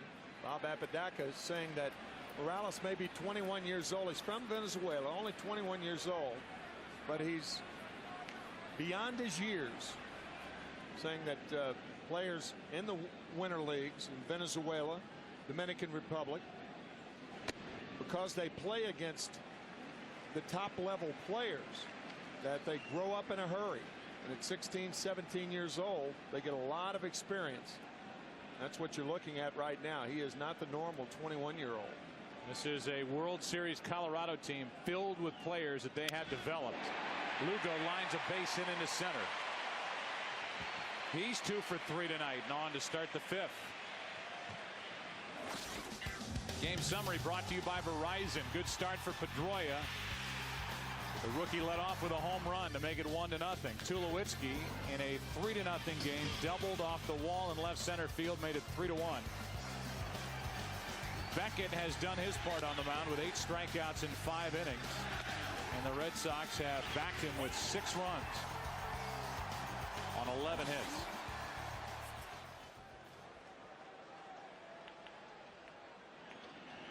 Here's Jacoby Ellsbury. Good popping fastball, 95, but outside, ball 1.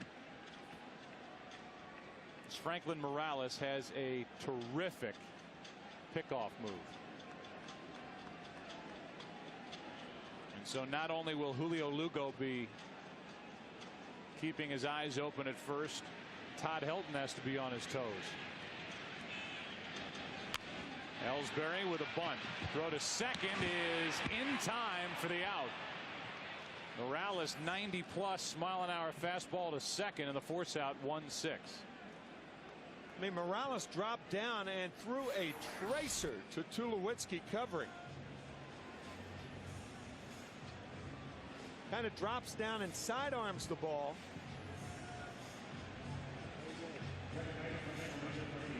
Well, I mean, he threw a rocket to second base. And that was no easy play by Tulowitzki. No. That ball taking off on him, and Morales gets the lead man on the 1-6 force out. And now Jacoby Ellsbury. By the way, for the first stolen base that we get in this series, America gets a free taco from Taco Bell. All right. So whenever it happens, it'll be Torrealba and or Veritek trying to deny America a free taco. Or Morales with his pickoff move. I don't think the stolen base is going to happen with Morales on the mound. But it is a good combination here with Jacoby Ellsbury, the runner at first. That's why he's in the lineup. One of the reasons, something he brings. And is so far 10 for 10 as a big leaguer, including the postseason stealing bases. Yeah, so it's the move of Morales against the speed of Ellsbury.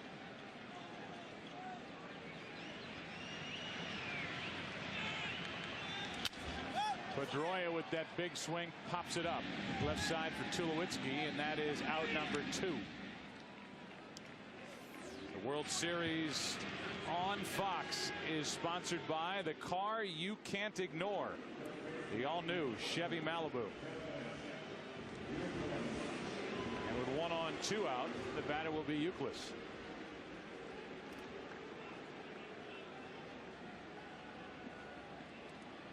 Euclid tonight, a double a run scored, a walk a run scored, and he's popped up. So 1 for 2.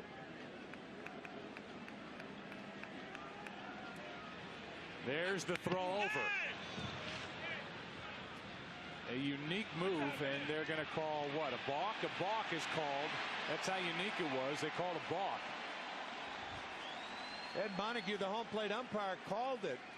Normally that call would be made by the first base umpire with the move to first, but Montague called it. It was very close. Most good moves to first base are. Usually you have to step toward first. He appeared to do that. But a balk on Morales. Does America still get a taco now? No. No? Not on a balk? No. Just no. a stolen base? Just the stolen base. Oh. Chips, guacamole, no. anything? No.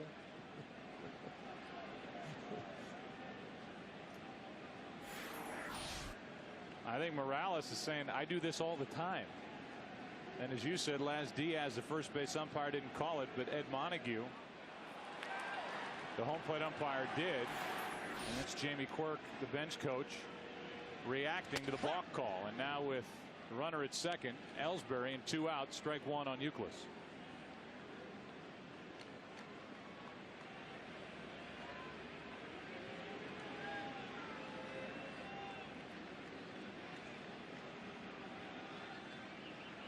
RBI opportunity for Euclid, and that just missed. Changeup from Morales, and it's 1-1.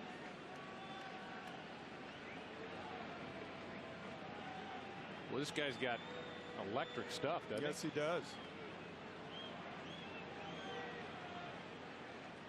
Bright future for Franklin Morales. High heat, and Euclid fouled it back, and that's after that motion too. That little leg kick. He does something funny with his right foot. Picks it up and then kind of points it at the hitter after waggling it a bit. Very funky delivery from Morales.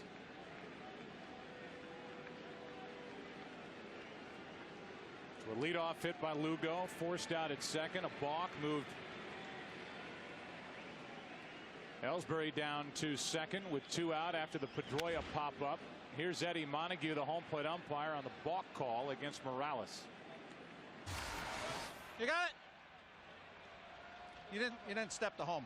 I mean to first base. You got to step to first. You came more to home.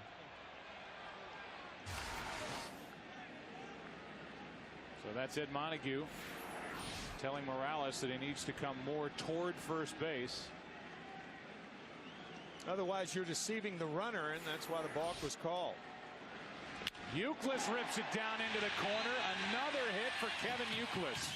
And another run for the Red Sox, who lead it 7-1. How hot is Euclid? The Euc chant here at Fenway Park, and 2 more hits for the guy who hit .500 during the ALCS.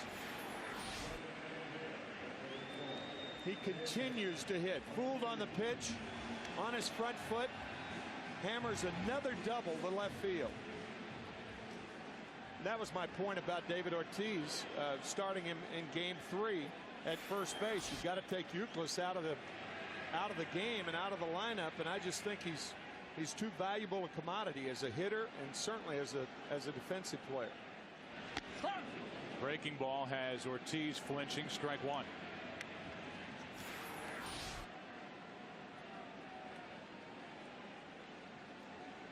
And the reaction from your Torrealba after the 2-out hit. Been a lot of 2-out production by the Red Sox tonight. And you can add to it. Into right center field off the bat of Ortiz. In to score is Euclid. It's an easy RBI double for Ortiz. It's 8-1.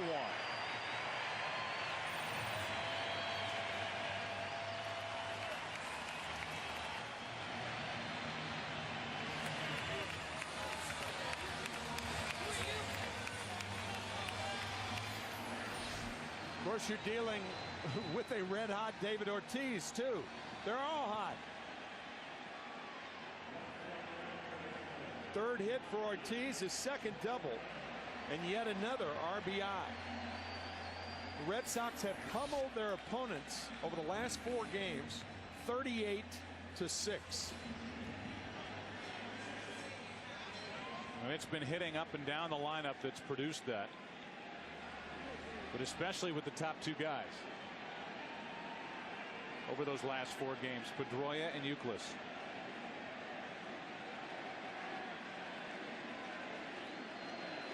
Eight extra base hits tonight for the Red Sox. 7 doubles, a home run, and a ball up and away to Manny Ramirez.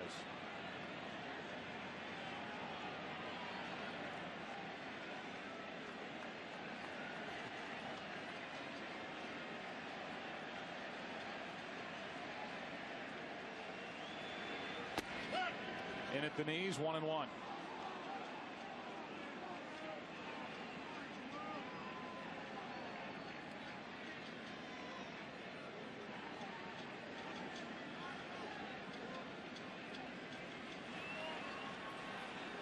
Three hits in the inning. 2 more 2-out RBIs. They had 2 of them in the 4th inning. 1 in the 2nd, big rip by Ramirez. And 1 in the 1st. I don't think anybody in baseball, when Ramirez makes contact, has as pretty a finish that is up. You see it a lot of times when he hits a long ball, either a double or a home run, extra base hit. He is so quick and such a good two-strike hitter.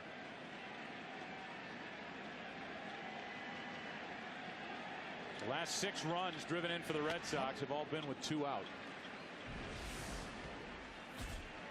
And as you said, Tim, it's something that the Rockies featured in the NLCS against Arizona, and something that the Indians featured in the divisional series against the Yankees.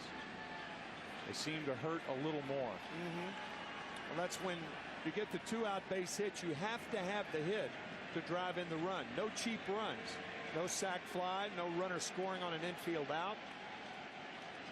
2-2. A little floater, base hit, another 2-out RBI. Another hit for Ramirez.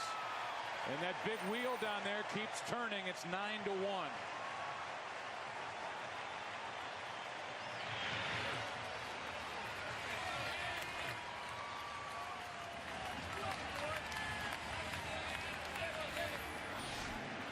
Ramirez is jammed and still lifts it over the 6'3" frame of Tulowitzki.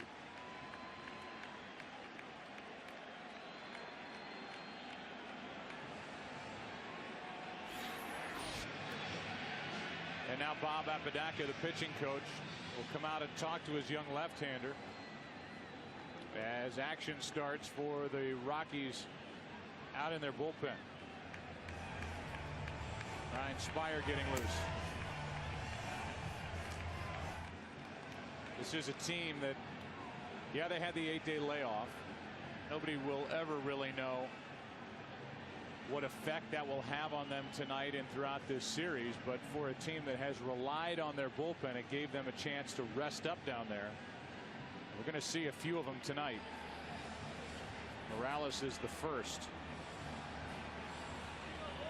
Most extra base hits by a team in a single game, 9. Red Sox have 8 here tonight. Let's go down to Ken Rosenthal. Ken.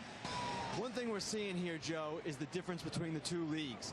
In the NLCS and the division series, who did the Rockies face? They faced the Cubs and they faced the Diamondbacks. 2 teams, one, the Cubs being overrated offensively, the Diamondbacks simply not being very good.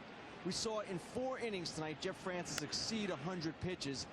This is the kind of thing that the Rockies are going to have to deal with in this series. And tomorrow night with a rookie, Ubaldo Jimenez, going, you've got to wonder how they're going to cope. Yeah, I think it's a good point, and it's worth looking ahead to tomorrow night with Jimenez and his electric stuff against Schilling, who is getting by on guile as much as pitching stuff and experience as well. That is going to be an interesting matchup tomorrow night, and obviously Clint Hurdle has no idea how his rookie right-hander will react in a World Series start. Red Sox have a pretty good idea what to expect from Schilling. There's one down into the corner. It's a fair ball. It's 9 extra base hits. It's more damage with 2 outs, second and third, and Veritek coming up. First hit of the night for Lowell. We've already tied a World Series record with the 9th extra base hit, and we're only in the 5th inning. Boy, everything has been up all night, and these Red Sox have not missed. Whether it was Francis, the starter, or Morales out of the bullpen now, and Veritek is 2 for 3 steps in. Jason is singled, doubled, home 2. And is the 8th man to bat here in the 5th. 8 men to the plate in the first inning, 7 men to the plate in the 4th inning. Relentless. Breaking ball for a strike to Veritek. And while they're ringing up all this offense, they've got Beckett waiting to go back out for the 6th.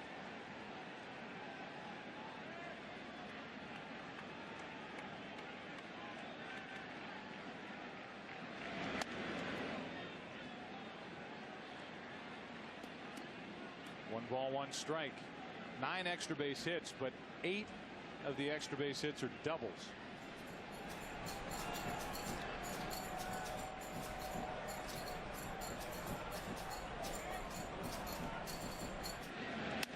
Up and away, 2-1.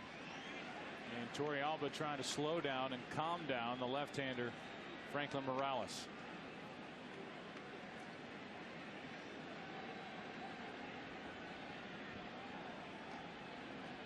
Not only is this hit attack by the Red Sox relentless, so is the percussion section out in the bullpen. Even up by 8, they're still making noise. More fun when you're up by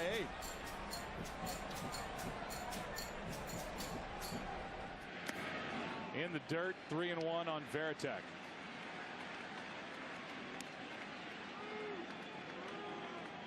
$15 hits for the Red Sox already. We're in the 5th inning. 15 hits.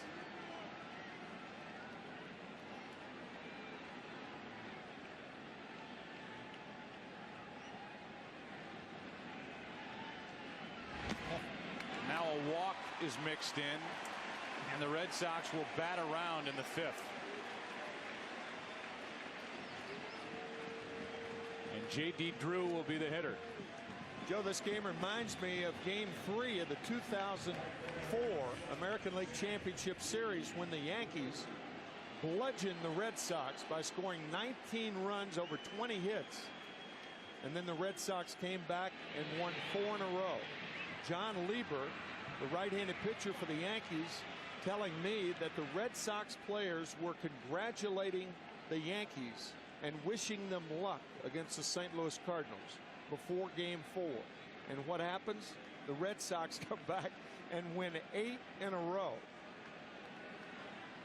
Bases loaded, 2 out. Drew, who has a grand slam in the postseason, takes a strike. Well, a couple of the guys that were responsible for that comeback, Billy Miller, he's at the park tonight and threw out the first pitch before Game 6 of the ALCS. And Kevin Millar. What a good play by Torrealba. That's a great play right there. 57-foot curveball in the dirt. Watch Torrealba. Fine play by Yorvi. Millar was as valuable to that 2004 team with his spirit and his energy as much as he was with his bat.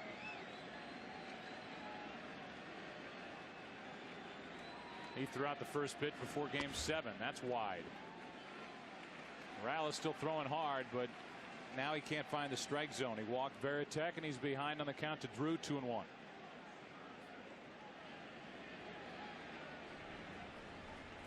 Spire ready to go with Lugo on deck. This is going to be it, you would have to believe, for Morales. If he doesn't get Drew. 3-1.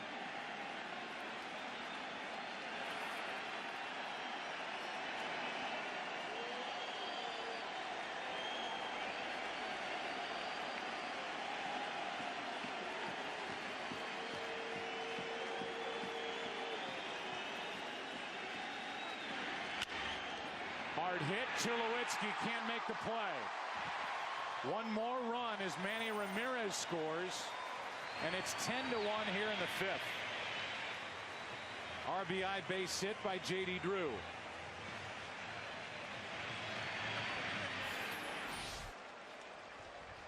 Tulowitzki extending. Remember, the ground is wet, so the top spin's even tougher. Troy can't come up with it, and that's going to be all for Morales. Spire coming in, bases still loaded. Lugo coming up as the Red Sox have blown it open, up 10-1.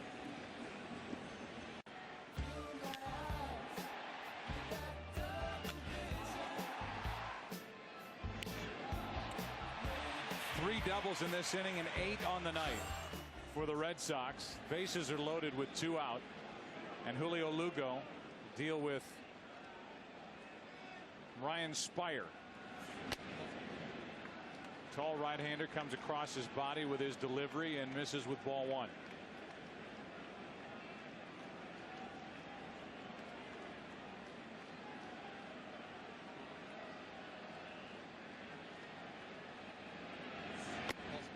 Inside 2-0. Red Sox won 5 of the first 15 World Series. Then had that 86-year gap until 2004. Trying to win here tonight to get within 3 victories of their second title in the last 4 years. 2-0 pitch. Not close. 3-0. And Yorvit Torrealba is doing all he can to cheerlead back there. First it was Morales trying to get him through this fifth, and now it's Spire.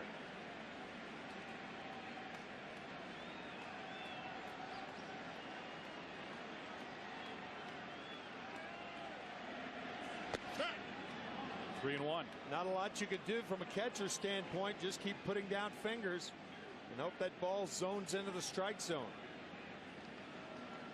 Red Sox have found various ways of getting on base. They've hit, they've walked. Fastball is high, and that forces home another run. So 2 hits, a walk, and now an RBI for Lugo, and that run is charged to Morales. Well, there is no prettier blimp above any sporting event in this country or anywhere than the DirecTV HD Starship. DirecTV, the world champion of HD sports, and we thank them for being with us here tonight. And it is spectacular to look at from down below, and obviously a great view from above, and they will be with us throughout the series. Here's Jacoby Ellsbury. The rookie batting with the bases loaded, 2 out, and he takes the ball. Such a patient team for a group of guys that love to hit. Smart at bats, and they certainly draw on their experience. The core of this team. It's fouled back and out of play. There are 5 guys on the active roster. They were around in 2004. Tim Wakefield was a part of that. He is not active because of that muscle behind his pitching shoulder, his right shoulder. But obviously Manny Ramirez and David Ortiz and Jason Varitek and Kurt Schilling. Euclid was on the club but not active. 1-1 pitch is well outside. 2-1.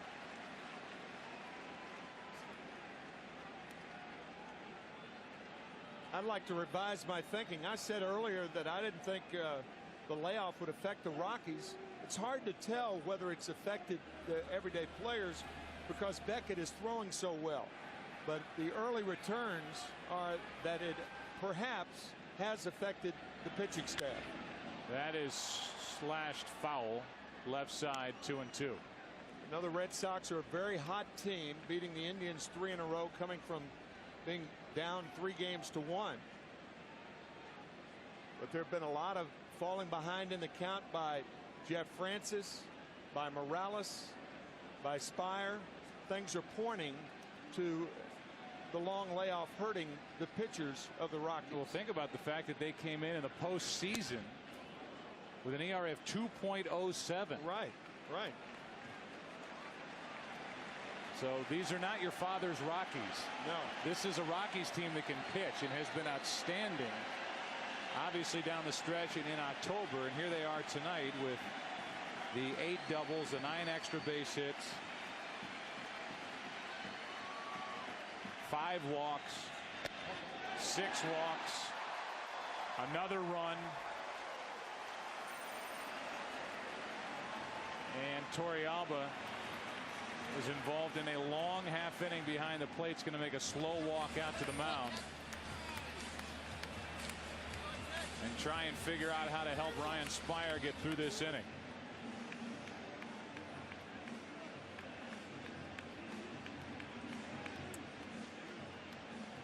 The 12 runs scoring tonight for Boston is a Red Sox World Series record. And a 28-minute half inning, and another visit from Bob Apodaca, the pitching coach. But again, this is not just a team that overall with a 2.07 ERA in the postseason, but a bullpen with an ERA of 1.6 in their sweeps over Philadelphia and Arizona.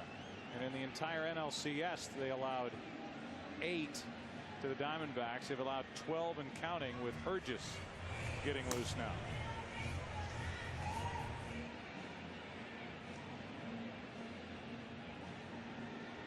They're very good at the back end of their bullpen and have a formula they love with Brian Fuentes, their former closer, working the eighth, the left-hander, and then Manny Corpus, their new closer, taking the ninth, and Matt Hergis, who we just showed you, getting some key outs in the second half of the season and certainly in the postseason. But this is Spire, and that's not close.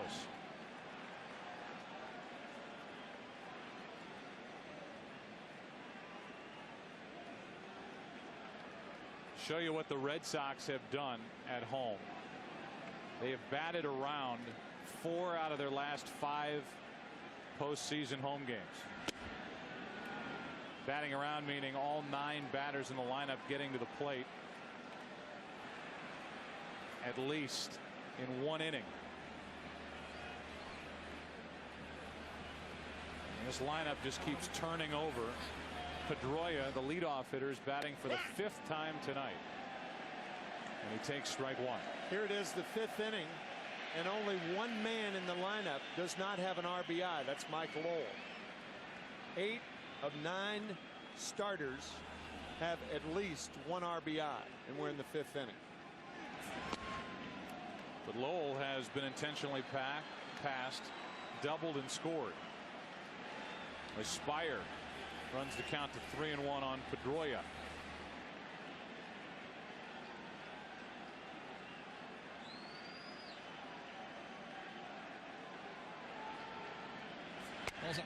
That's ball 4. And 3 straight walks by Ryan Spire since entering here in the 5th.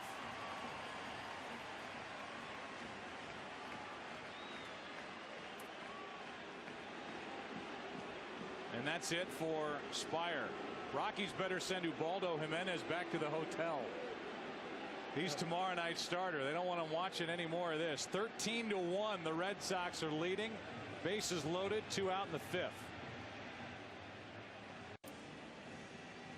That's us. Joe Buck, Tim McCarver, Ken Rosenthal, Chris Myers, our producer Pete Macheska, our director Bill Webb. World Series Game 1, Fenway. All Red Sox behind Josh Beckett. And we give you by the numbers. Tonight, 13 runs. 6, 7, 8, 9, 10, 11, 12. 8 doubles tonight, 3 in the 5th. Both tie World Series records. 9 extra base hits ties a World Series record. That is Sesame Street, I think. I believe that's right. Bases loaded, 2 out. Euclid at the plate, and Hergis is just trying to mercifully end this inning.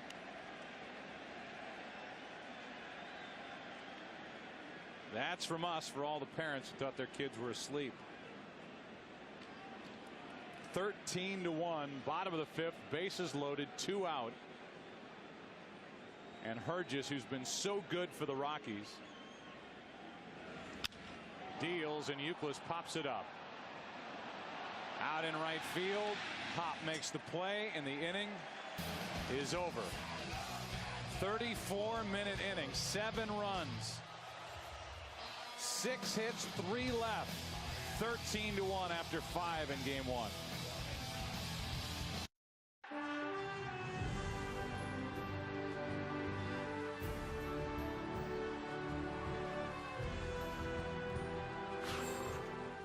Sixth inning now of Game 1, 13-1 Boston. Kazuo Matsui first up, takes a strike from Josh Beckett.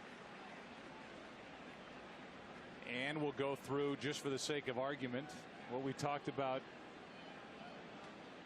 during and after Game 1 of the ALCS with Beckett on the mound. Beckett with this game well in hand, and with a Game 4 starter up in the air for the Red Sox, which is different than in the ALCS when they knew their first 4 starters and Wakefield was going to get the ball. Now they're leaning toward John Lester. You know, here's Beckett working at the end of a long year in a 12-run game. You don't know about Lester in a Game 4. Would you think about trying to keep his pitch count down with a look ahead to Game 4 or more work in this series than you expect coming in. That's what Terry Francona and John Farrell did in Game 1 of the ALCS. Good pick by Euclid, and safe as Matsui beat Beckett to the bag. Bad hop. Euclid did all he could. It's an infield hit. Kevin Euclid has made only one error in the last year and a half. Prior to his error in the ALCS, that's at first base.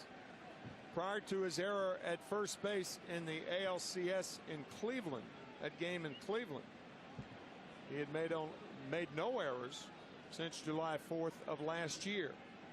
He did make 3 errors as a third baseman this year, but not at first.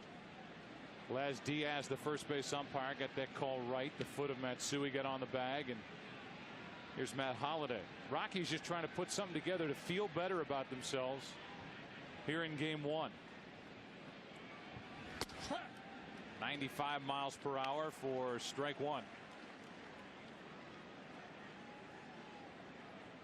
My answer to that, whether to take Beckett out, I'd take him out as soon as I could.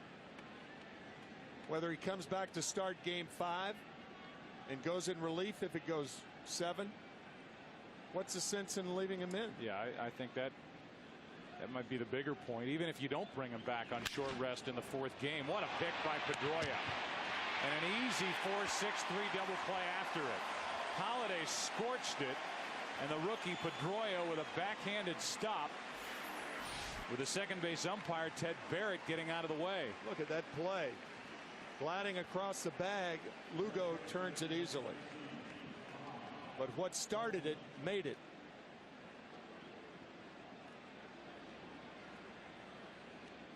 And now Helton will bat with 2 out and nobody on.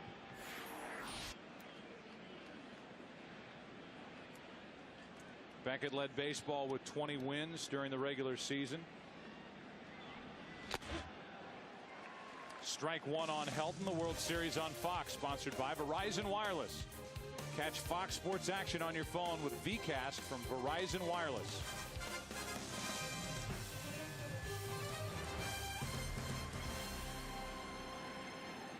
No action in the bullpen to this point. Back in Game 1 of the ALCS, and Beckett happy to get out of the way of that line drive back through the middle, and the inning continues. Terry Francona telling us that Beckett tightened up during the long half innings that he was in the dugout. He just went through a 30-plus minute half inning in the bottom of the 5th as he works here in the top of the 6th. He's only thrown 77 pitches. When he was taken out of Game 1 in the ALCS, he threw 86 pitches.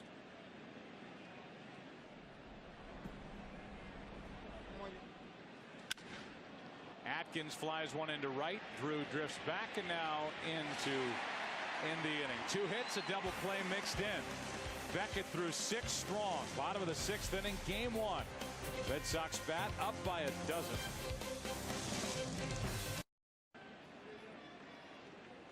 Matt Hergis came on to close out the bottom of the 5th, and now starts the bottom of the 6th against David Ortiz, and misses high, ball 1.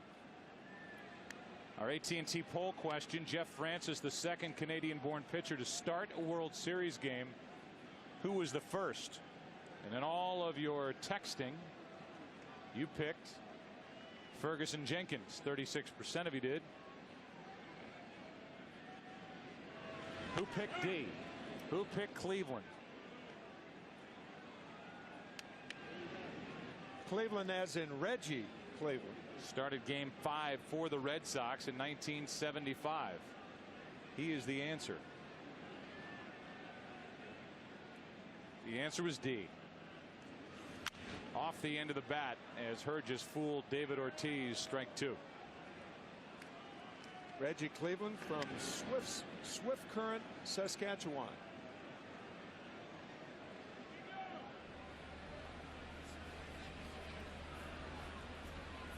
I would assume that without seeing the rest of that picture, they're working on the spikes of Josh Beckett. Yes.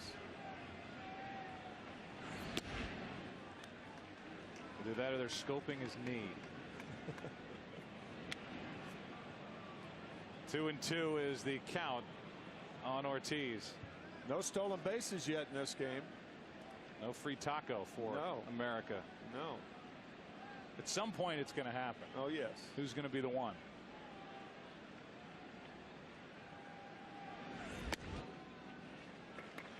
Ed Montague with a score 13-1 is not going to give any gifts to Hergis or any pitcher, it seems. Full count.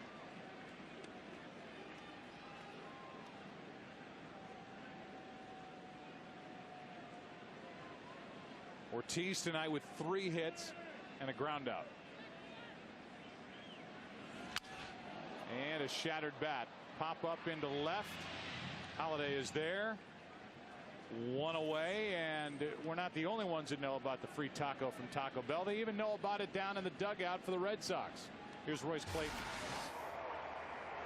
You said if somebody steals a base in the World Series. Anybody, the first time base. One though. First stolen base. If somebody does, Taco Bell. One taco to everybody in there. To everybody what? In America. That day? I don't know. Man, that guy. Yeah, you talking about? It's got to be that day. There only like 2 more hours left in the day after that. So what? That's what the deal has to be. How you gonna come in and say, I ain't got my taco? Like a month. You can go to every Taco Bell in the world and say that. I ain't got my taco. How they gonna know?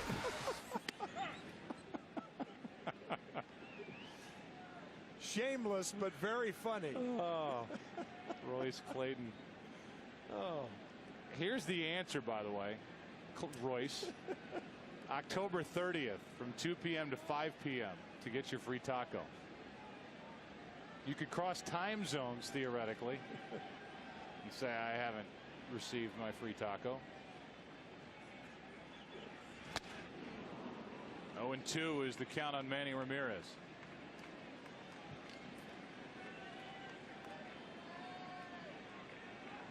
But it has not happened yet. That's about the only thing we haven't seen tonight. We've seen a balk. We've seen 9 extra base hits, 8 doubles, 13 runs, most ever in Game 1 of a World Series. We've seen Beckett strike out the first 4 batters and 5 of the first 6. Still 0-2 on Ramirez. And the one thing we will not see in this game is a stolen base. Not with the score 13-1. So we'll have to have that drama saved for tomorrow night. Right. You would think. Right. Lowell on deck.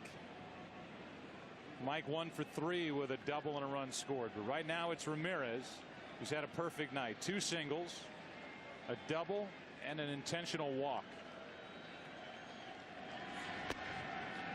Ball 1. Hergis is a guy who basically had to beg his way into camp with the Rockies. They sent him out. He's been a big leaguer. He's bounced around, but he certainly has put on some miles as a major league pitcher. Went down to AAA, pitched well. Came up and really was a missing piece to that bullpen, which was so good for Clint Hurdle in the second half. A 1-2. Ramirez flies it into right.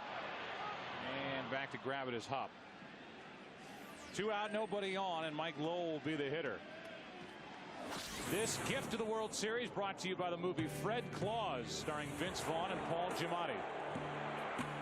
Little roller up along first, behind the bag. It gets through Buckner. Here comes Knight, and the Mets win it. 1986, Game 6. They know all about it up here. Bottom of the 10th. 5-5 game. You know the rest. And the Mets went on to win Game 7. After coming back from a 3-game-1 deficit against the Angels in the ALCS.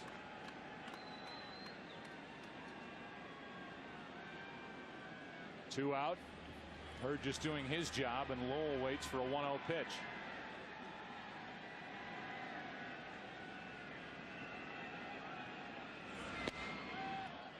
Two 2-0.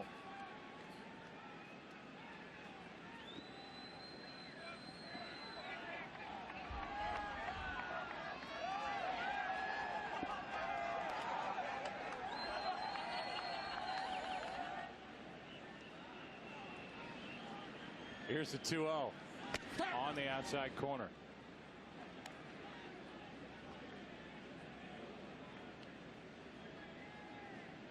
Lowell is the guy without an RBI in the lineup for Boston tonight.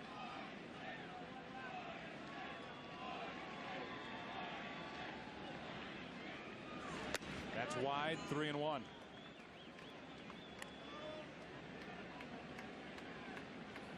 Mentioned Paul Giamatti, who's a great actor, is in that movie. His father, the late Bart Giamatti, who was the president at Yale, then the National League president, then on to commissioner. 3-1 pitch is high and a 2-out walk. Second walk handed to Lowell tonight.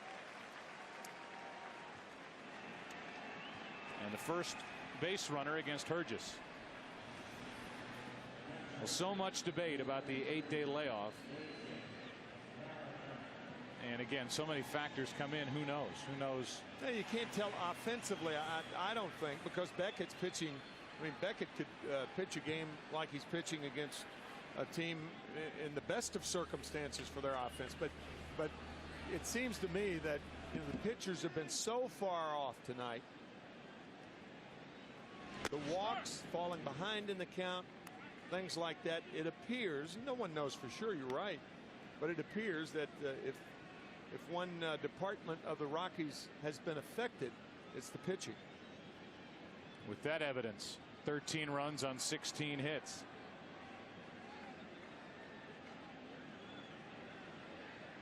Eight walks. 1 ball, 1 strike. Let's go down to Chris Myers. Chris. Well, the Rockies tried to downplay the 8-day layoff, but Terry Francona told us, Joe, told Tim, you and I, that he thought he could take advantage, or he hoped his team would take advantage of the layoff for the opposition. And I can tell you, the energy that the Rockies fed off during their run, they're a lifeless group tonight, and it's been that way from the opening inning. Well, from the start, that would surprise. And when you went through the clubhouse tonight, you saw guys. It's a young team, certainly a young group with the Rockies, and they're playing PSPs. They're playing video games against one another. They were loose. They were hanging out, doing their thing. Todd Helton is the grizzled veteran. But they certainly didn't seem like they were tense or phased by the situation at all. And if you talk to these guys, they tell you we've been playoff and battle tested throughout the entire last 3 weeks of the regular season and on into the postseason, obviously.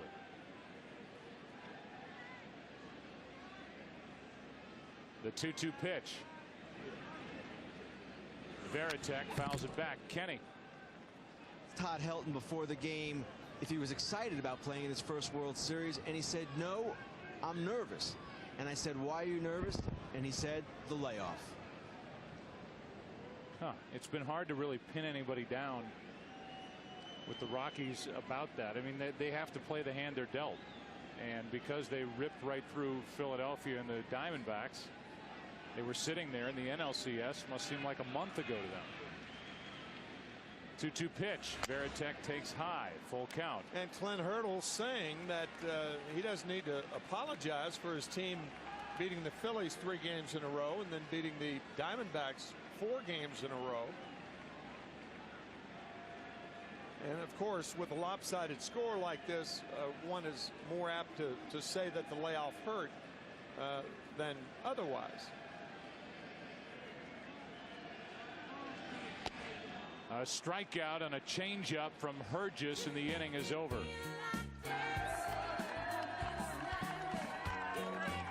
Right. Go get it.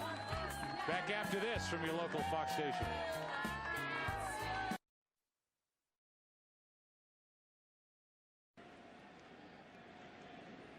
Jacoby Ellsbury moves from center to left. Manny Ramirez will sit the rest of this one out. Coco Crisp is in the game in center. That was Coco's position all the way through the first 5 games of the ALCS, but Ellsbury got the start in game 7, got the start in game 6 prior to that, and gets the start tonight. Manny Ramirez gets some rest, and Beckett I think it's surprising that Beckett is still out there in a 12-run game in the 7th inning. I agree with you. Blows it by the bat of Hop, and the count's 0-2. Again, even if you're not going to bring him back. And there are no plans. The Red Sox have no plans to bring Josh back until Game 5. No 3 days rest or anything like that, and then have him in relief in Game 7. That's what Terry Francona told us tonight. But regardless, why is he still out there?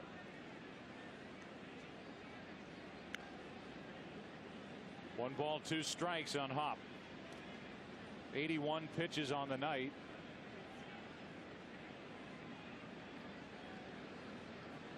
And absolutely in control from the beginning yet again. Struck out the side in the first. And he strikes out his 9th of the night, getting Hop to start the 7th.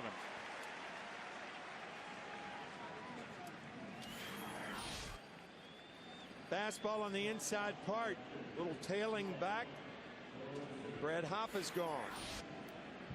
Just in case you're wondering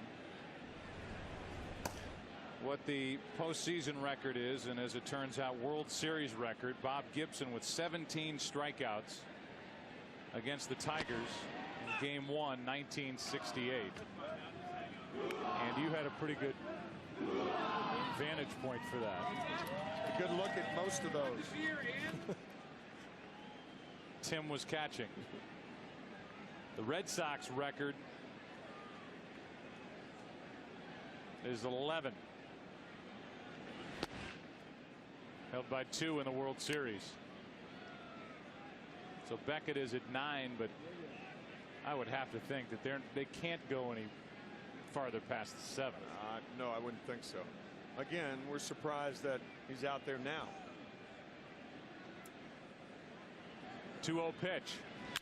Ripped down the left field line. Tulowitzki has another double, his 2nd of the night. So he hasn't disappointed tonight. An RBI double for the only run producing hit of the night back in the 2nd, and this was a bullet down the left field line. Joe Garagiola is 81 years young and living in Arizona. Still does some Diamondback games, and he had a great comment a couple of weeks ago. He said the 3 stages of a young player that he goes through: I think I can play, I hope I can play, I know I can play. Rarely do you skip over the first 2, but that guy on second base right now, you can tell by the way he carries himself, he knows he can play. All you have to do is watch him walk.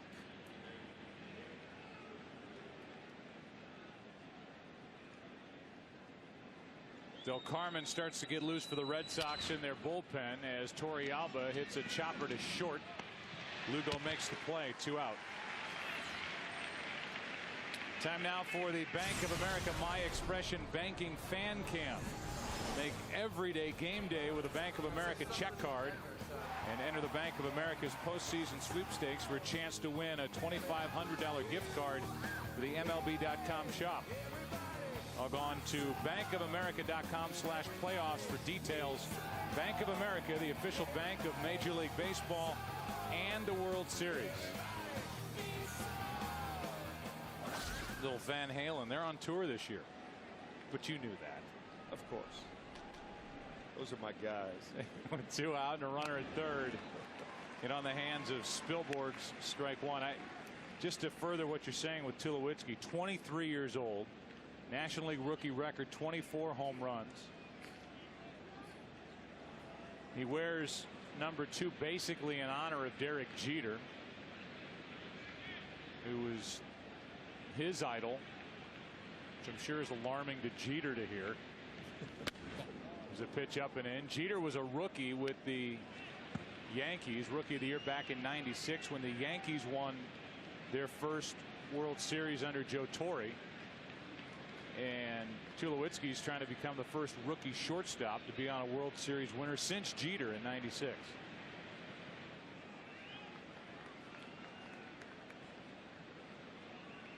One to Spilborghs. Strike 2. Troy either had purchased for him or purchased himself Jeter's cologne. Driven.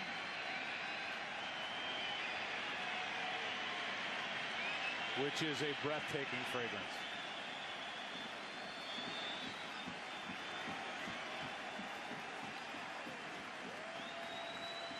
One and two the count. Beckett trying to finish strong. Misses down and away. 2-2. So Del Carmen is getting ready. Grew up in the Hyde Park section of Boston, and he will, at some point, you would think, hop over that wall, over the boards, and get in the game. Should be it for Beckett here in the 7th. Trying to get Spielborgs and end his night. Looking for his 10th strikeout. And the breaking ball isn't as crisp. 3-2.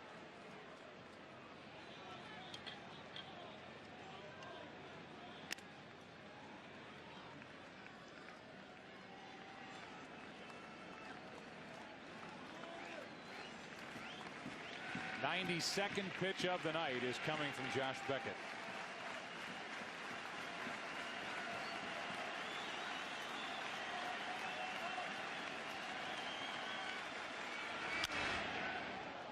And he is proving yet again that he is the ace, he is the horse, he is the big game pitcher.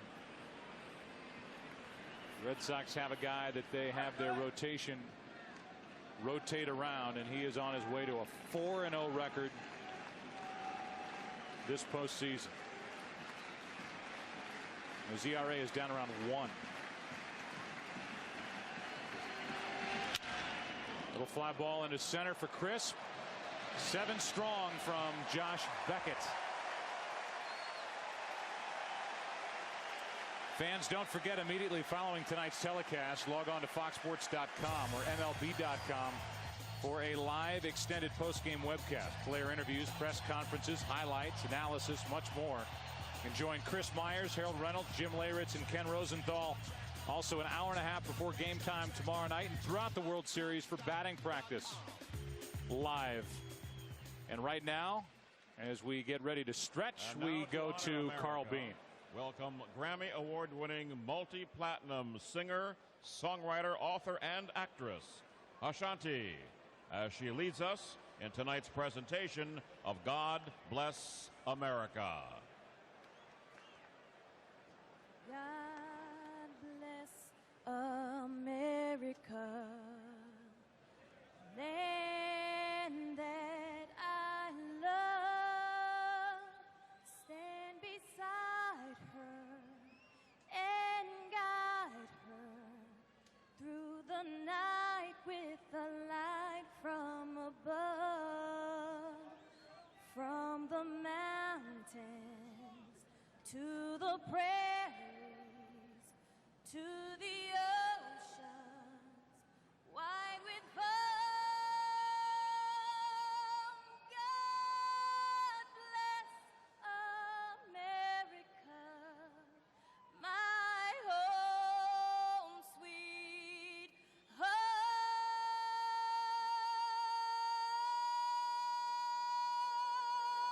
God bless America, my home sweet home. Beautiful rendition by Ashanti, whose new record, The Declaration, is out in February. Great work. We go to the bottom of the 7th inning, game 1. Red Sox will bat up by 12.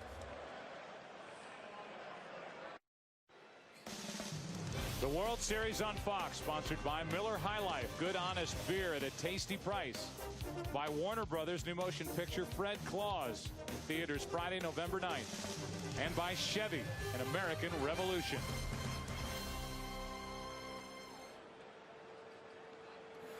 Jeremy Affeldt, the left-hander, takes over and misses low for ball 1. Affeldt is the 5th pitch of the night for the Rockies. Francis, 4 innings, 6 runs, 10 hits. Franklin Morales, 2/3 of an inning, 7 runs on 6 hits. Spire did not record an out. Faced 3 batters, walked all 3. Hergis, good work in an inning in the 3rd. Now Affeldt as Timlin gets loose. Bottom of the 7th inning, and Drew slices it down the left field line. Foul. 2-1. Up above, the brilliant HD picture provided by the DirecTV HD Starship. DirecTV, the world champion of HD sports. Rain is stopped. And we thank them for joining us tonight and flying in not the best weather over Fenway. That's Tulowitzki out to get it, and that's out number 1. So with the bases empty, it'll be Lugo with Ellsbury next. So it appears that Beckett's night is over. He will go to 4-0 this postseason. His ERA will be just over 1. And he will have 35 strikeouts against 2 walks. And he will have 33 innings. How about those numbers? Awesome.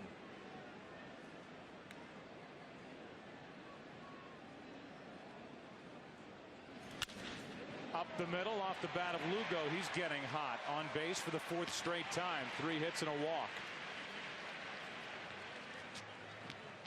Joe, you mentioned earlier that the Colorado Rockies want to get something started so they could feel good about themselves. Julio Lugo's got to feel good about himself. He has played a terrific ball game, even in a blowout. Those are things you can take into tomorrow's game. Just 8 for 35 this postseason prior to his 3 hits and a walk in his last 4 plate appearances. Here's Ellsbury. And a good popping fastball for strike 1. This Colorado team has guys coming out of the bullpen that can throw hard. And tomorrow night, Ubaldo Jimenez will get the start against Curt Schilling. Talented young right-hander, and the Rockies will be leaning on him to try and stare down the battle-tested Curt Schilling and even this series before it goes to Denver for Saturday, Sunday, and Monday if necessary. 0-2.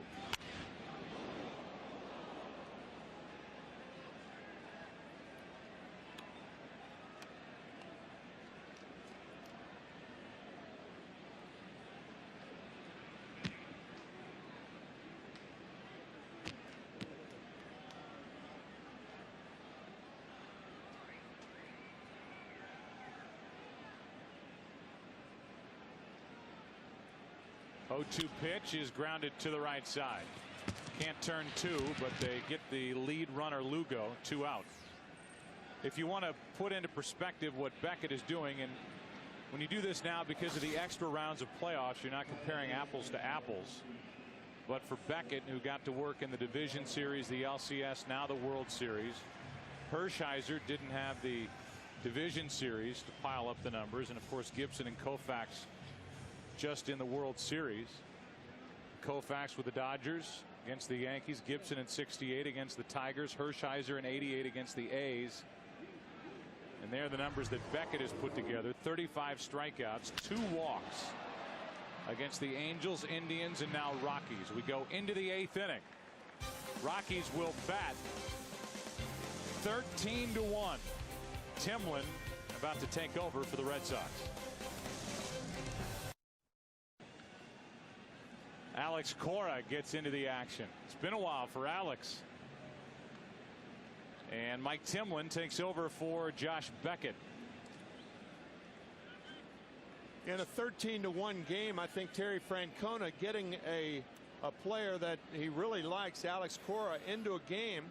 And this may be the only opportunity for Alex to get into a World Series game the way Lugo has been playing. I remember Sparky Anderson did that for Pat Corrales.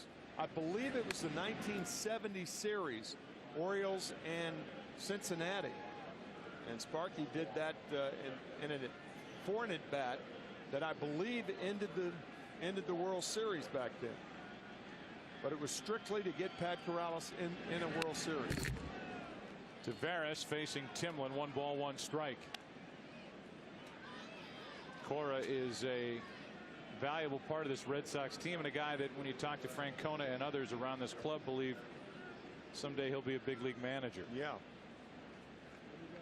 Yeah, I think the way that Alex Cora would get into a game would probably be in the National League Park in Colorado, where they perhaps, Terry, Francona would need a pinch hitter for Lugo, and then Cora would go in for defense at the shortstop position. It's the 8th inning of a 13-1 game. 1-2 to Tavares.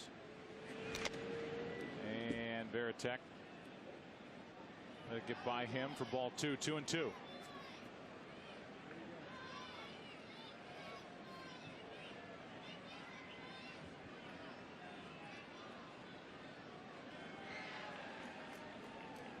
Kazuo Matsui is on deck, and then Matt Holliday.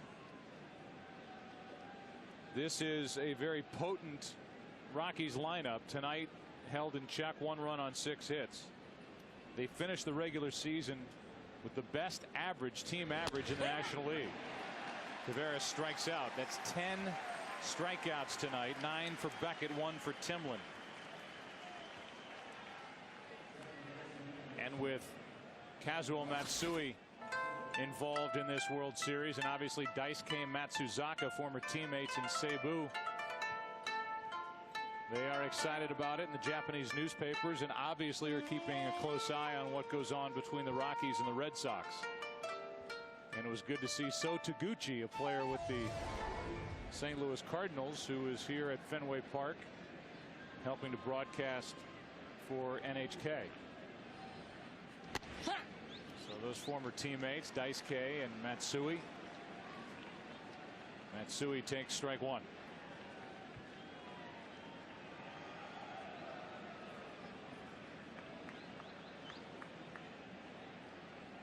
Oh, 1 pitch is popped up. Cora wants it badly. Finally get into the action for the first time since the division series. 2 out. Fox NFL Sunday returns a doubleheader this Sunday. Giants and Dolphins playing the first ever NFL regular season game in London. The Eagles and Vikings, Lions and Bears. Then the Redskins take on the Patriots. Who can beat New England? The Saints battle the 49ers. Coverage begins Sunday with the Built Ford Tough Fox NFL Sunday pregame show at noon Eastern, 9 a.m. Pacific in HD, only on Fox. So that'll be fun to watch from London. And there's the group from NHK and the Natalie dressed So Taguchi getting his first crack at doing television coverage from the U.S. Holliday, 1 ball, 1 strike. We will get a glimpse as to how good Matt Holliday is before this World Series is over. He is one of baseball's elite, and the statistics that he is piling up are staggering with what he's been able to do production-wise at the plate over the last 4 years. He comes up empty, and that is strike 2. He's come up empty tonight, 0 for 3 going into this at bat. But what a short, quick stroke for a big man to have as short a stroke. Generally speaking, the bigger you are, the longer your stroke. Not with Matt Holliday. 5 for 15 in the NLCS, 2 home runs, 4 RBIs. And he stays up there at 1 and 2. He was the MVP.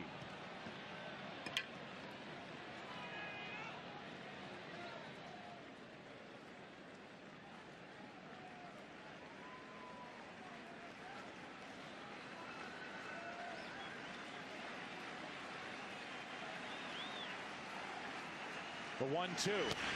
2 and 2.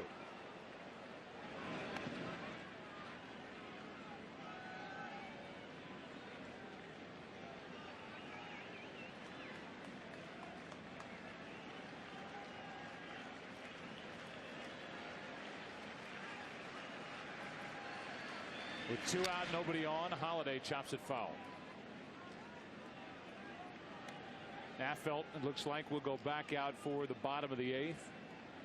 Look ahead to tomorrow, 8 Eastern, 5 Pacific, Game 2, and a matchup of Kurt Schilling and Ubaldo Jimenez.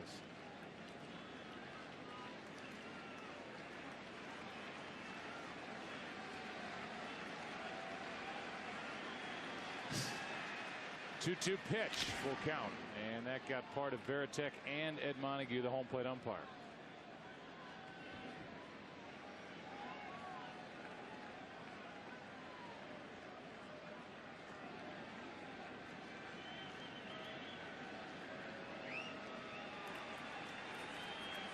Timlin with a camouflage glove.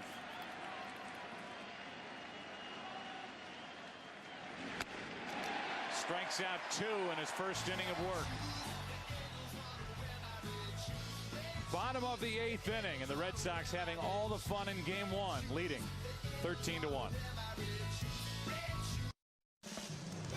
The World Series on Fox, sponsored by Sharp Aquos, the official HD of Major League Baseball.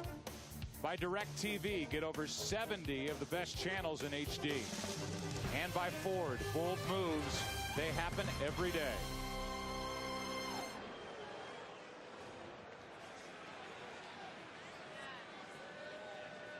Glad they were here to witness this Game 1 are those two who got 2 tickets, and LaTroy Hawkins will take over. Affeldt just goes the 1 inning. Hawkins, the 6th pitcher of the night, and he has been throwing hard. Strike 1 on Euclid.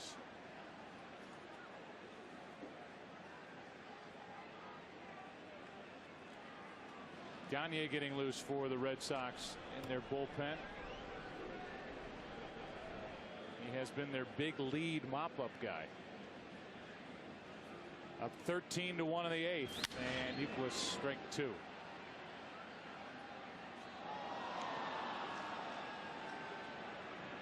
Eric Hinske will get an at-bat. He has 1, but has not had that since the division series.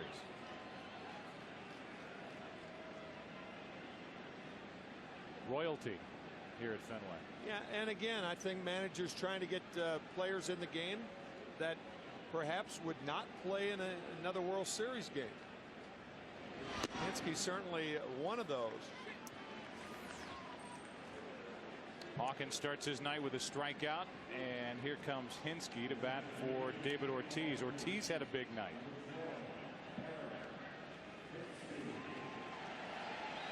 Ortiz, an RBI double in the 2nd, a single run scored in the 4th, an RBI double in the 5th, and a run scored.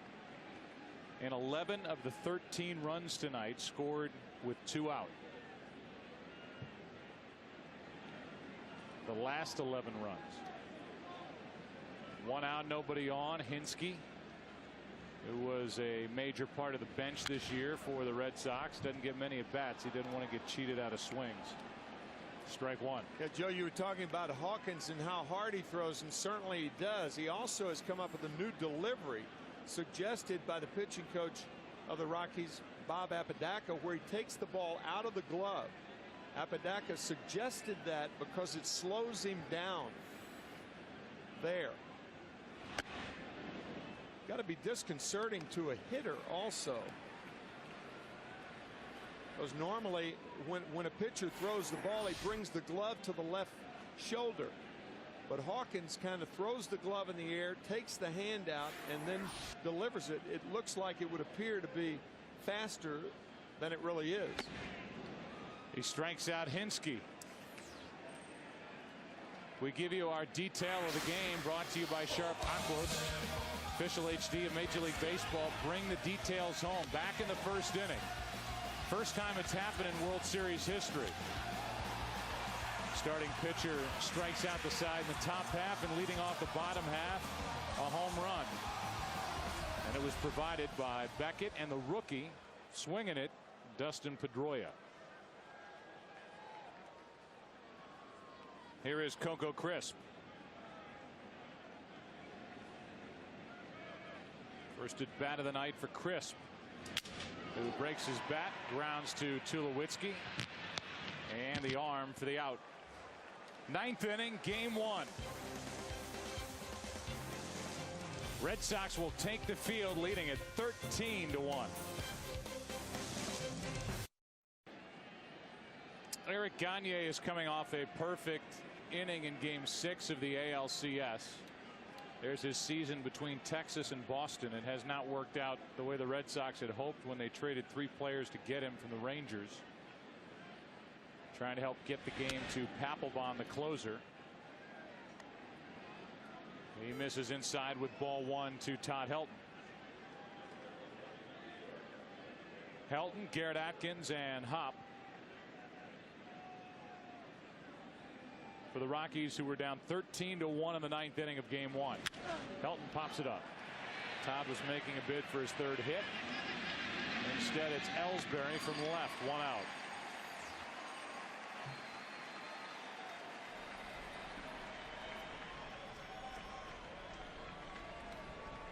Take a look at this fact. The largest margin of victory in Game 1, if it stays as is, the Red Sox would break this record held by the '96 Braves and the 1959 White Sox. That's margin of victory in Game 1. Both of those teams lost the series. White Sox losing to the Los Angeles Dodgers, and the '96 Braves losing to the New York Yankees. That year the Braves won the first 2 games. Right. Then went home and lost all 3 in Atlanta and lost Game 6 in New York. Well, the famous Bill Mazeroski home run in 1960. The Yankees won 3 games. Blowouts.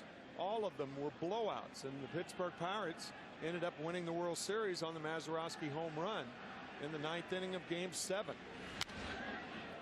Atkins with a good rip, but now he's in the hole 1 and 2.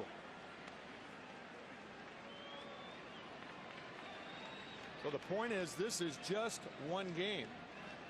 It's a dominant performance by Josh Beckett and the offense of the Red Sox, but it's just 1 game.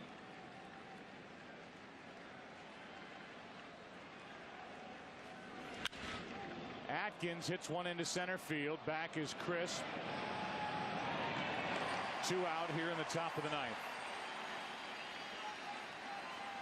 And coming up next, your late local news, except on the West Coast.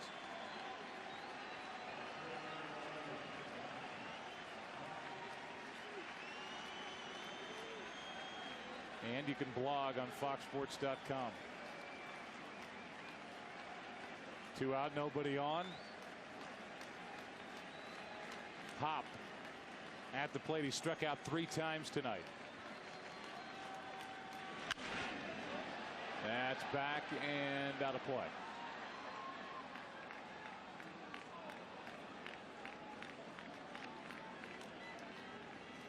Things we have learned tonight. Josh Beckett continues his mastery on the mound. The Red Sox stay hot at the plate. This did not look like the Colorado Rockies team we saw the first 7 games of the postseason.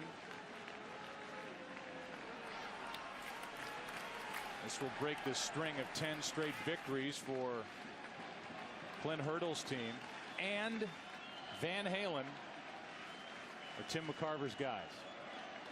That is correct. We're tight. The David Lee Roth Van Halen, and I'm with you on that. 2 out, nobody on. Hop, strike 2. There they are. Eddie Van Halen, Alex Van Halen. Bottom square on the left. David Lee Roth, top right. And Michael Anthony, who is sitting this tour out.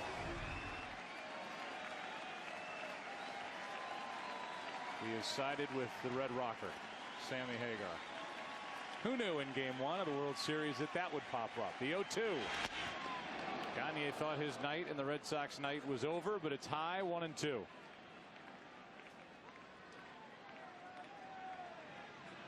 On deck is Tulowitzki, who's had a nice World Series debut. Pedroia, a rookie, homered. Tulowitzki, a rookie, has a pair of doubles and an RBI. 1-2 pitch. Still 1 and 2.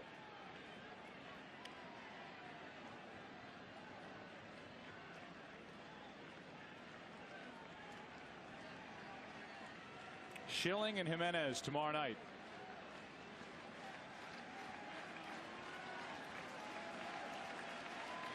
$8 Eastern, game 2. Red Sox wrapping up game number 1. And a hop strikes out for the 4th time tonight.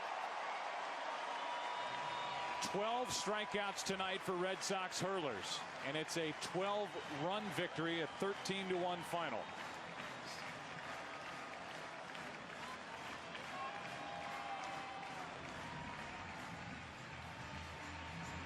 Hitting all night for the Boston Red Sox, and Beckett goes to 4-0 this postseason.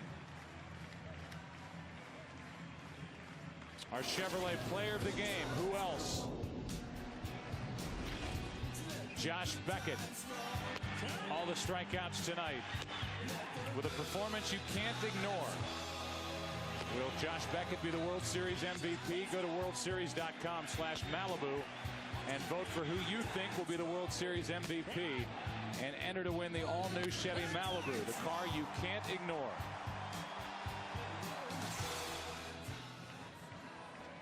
"13 runs on 17 hits for Boston in a 3.5-hour game.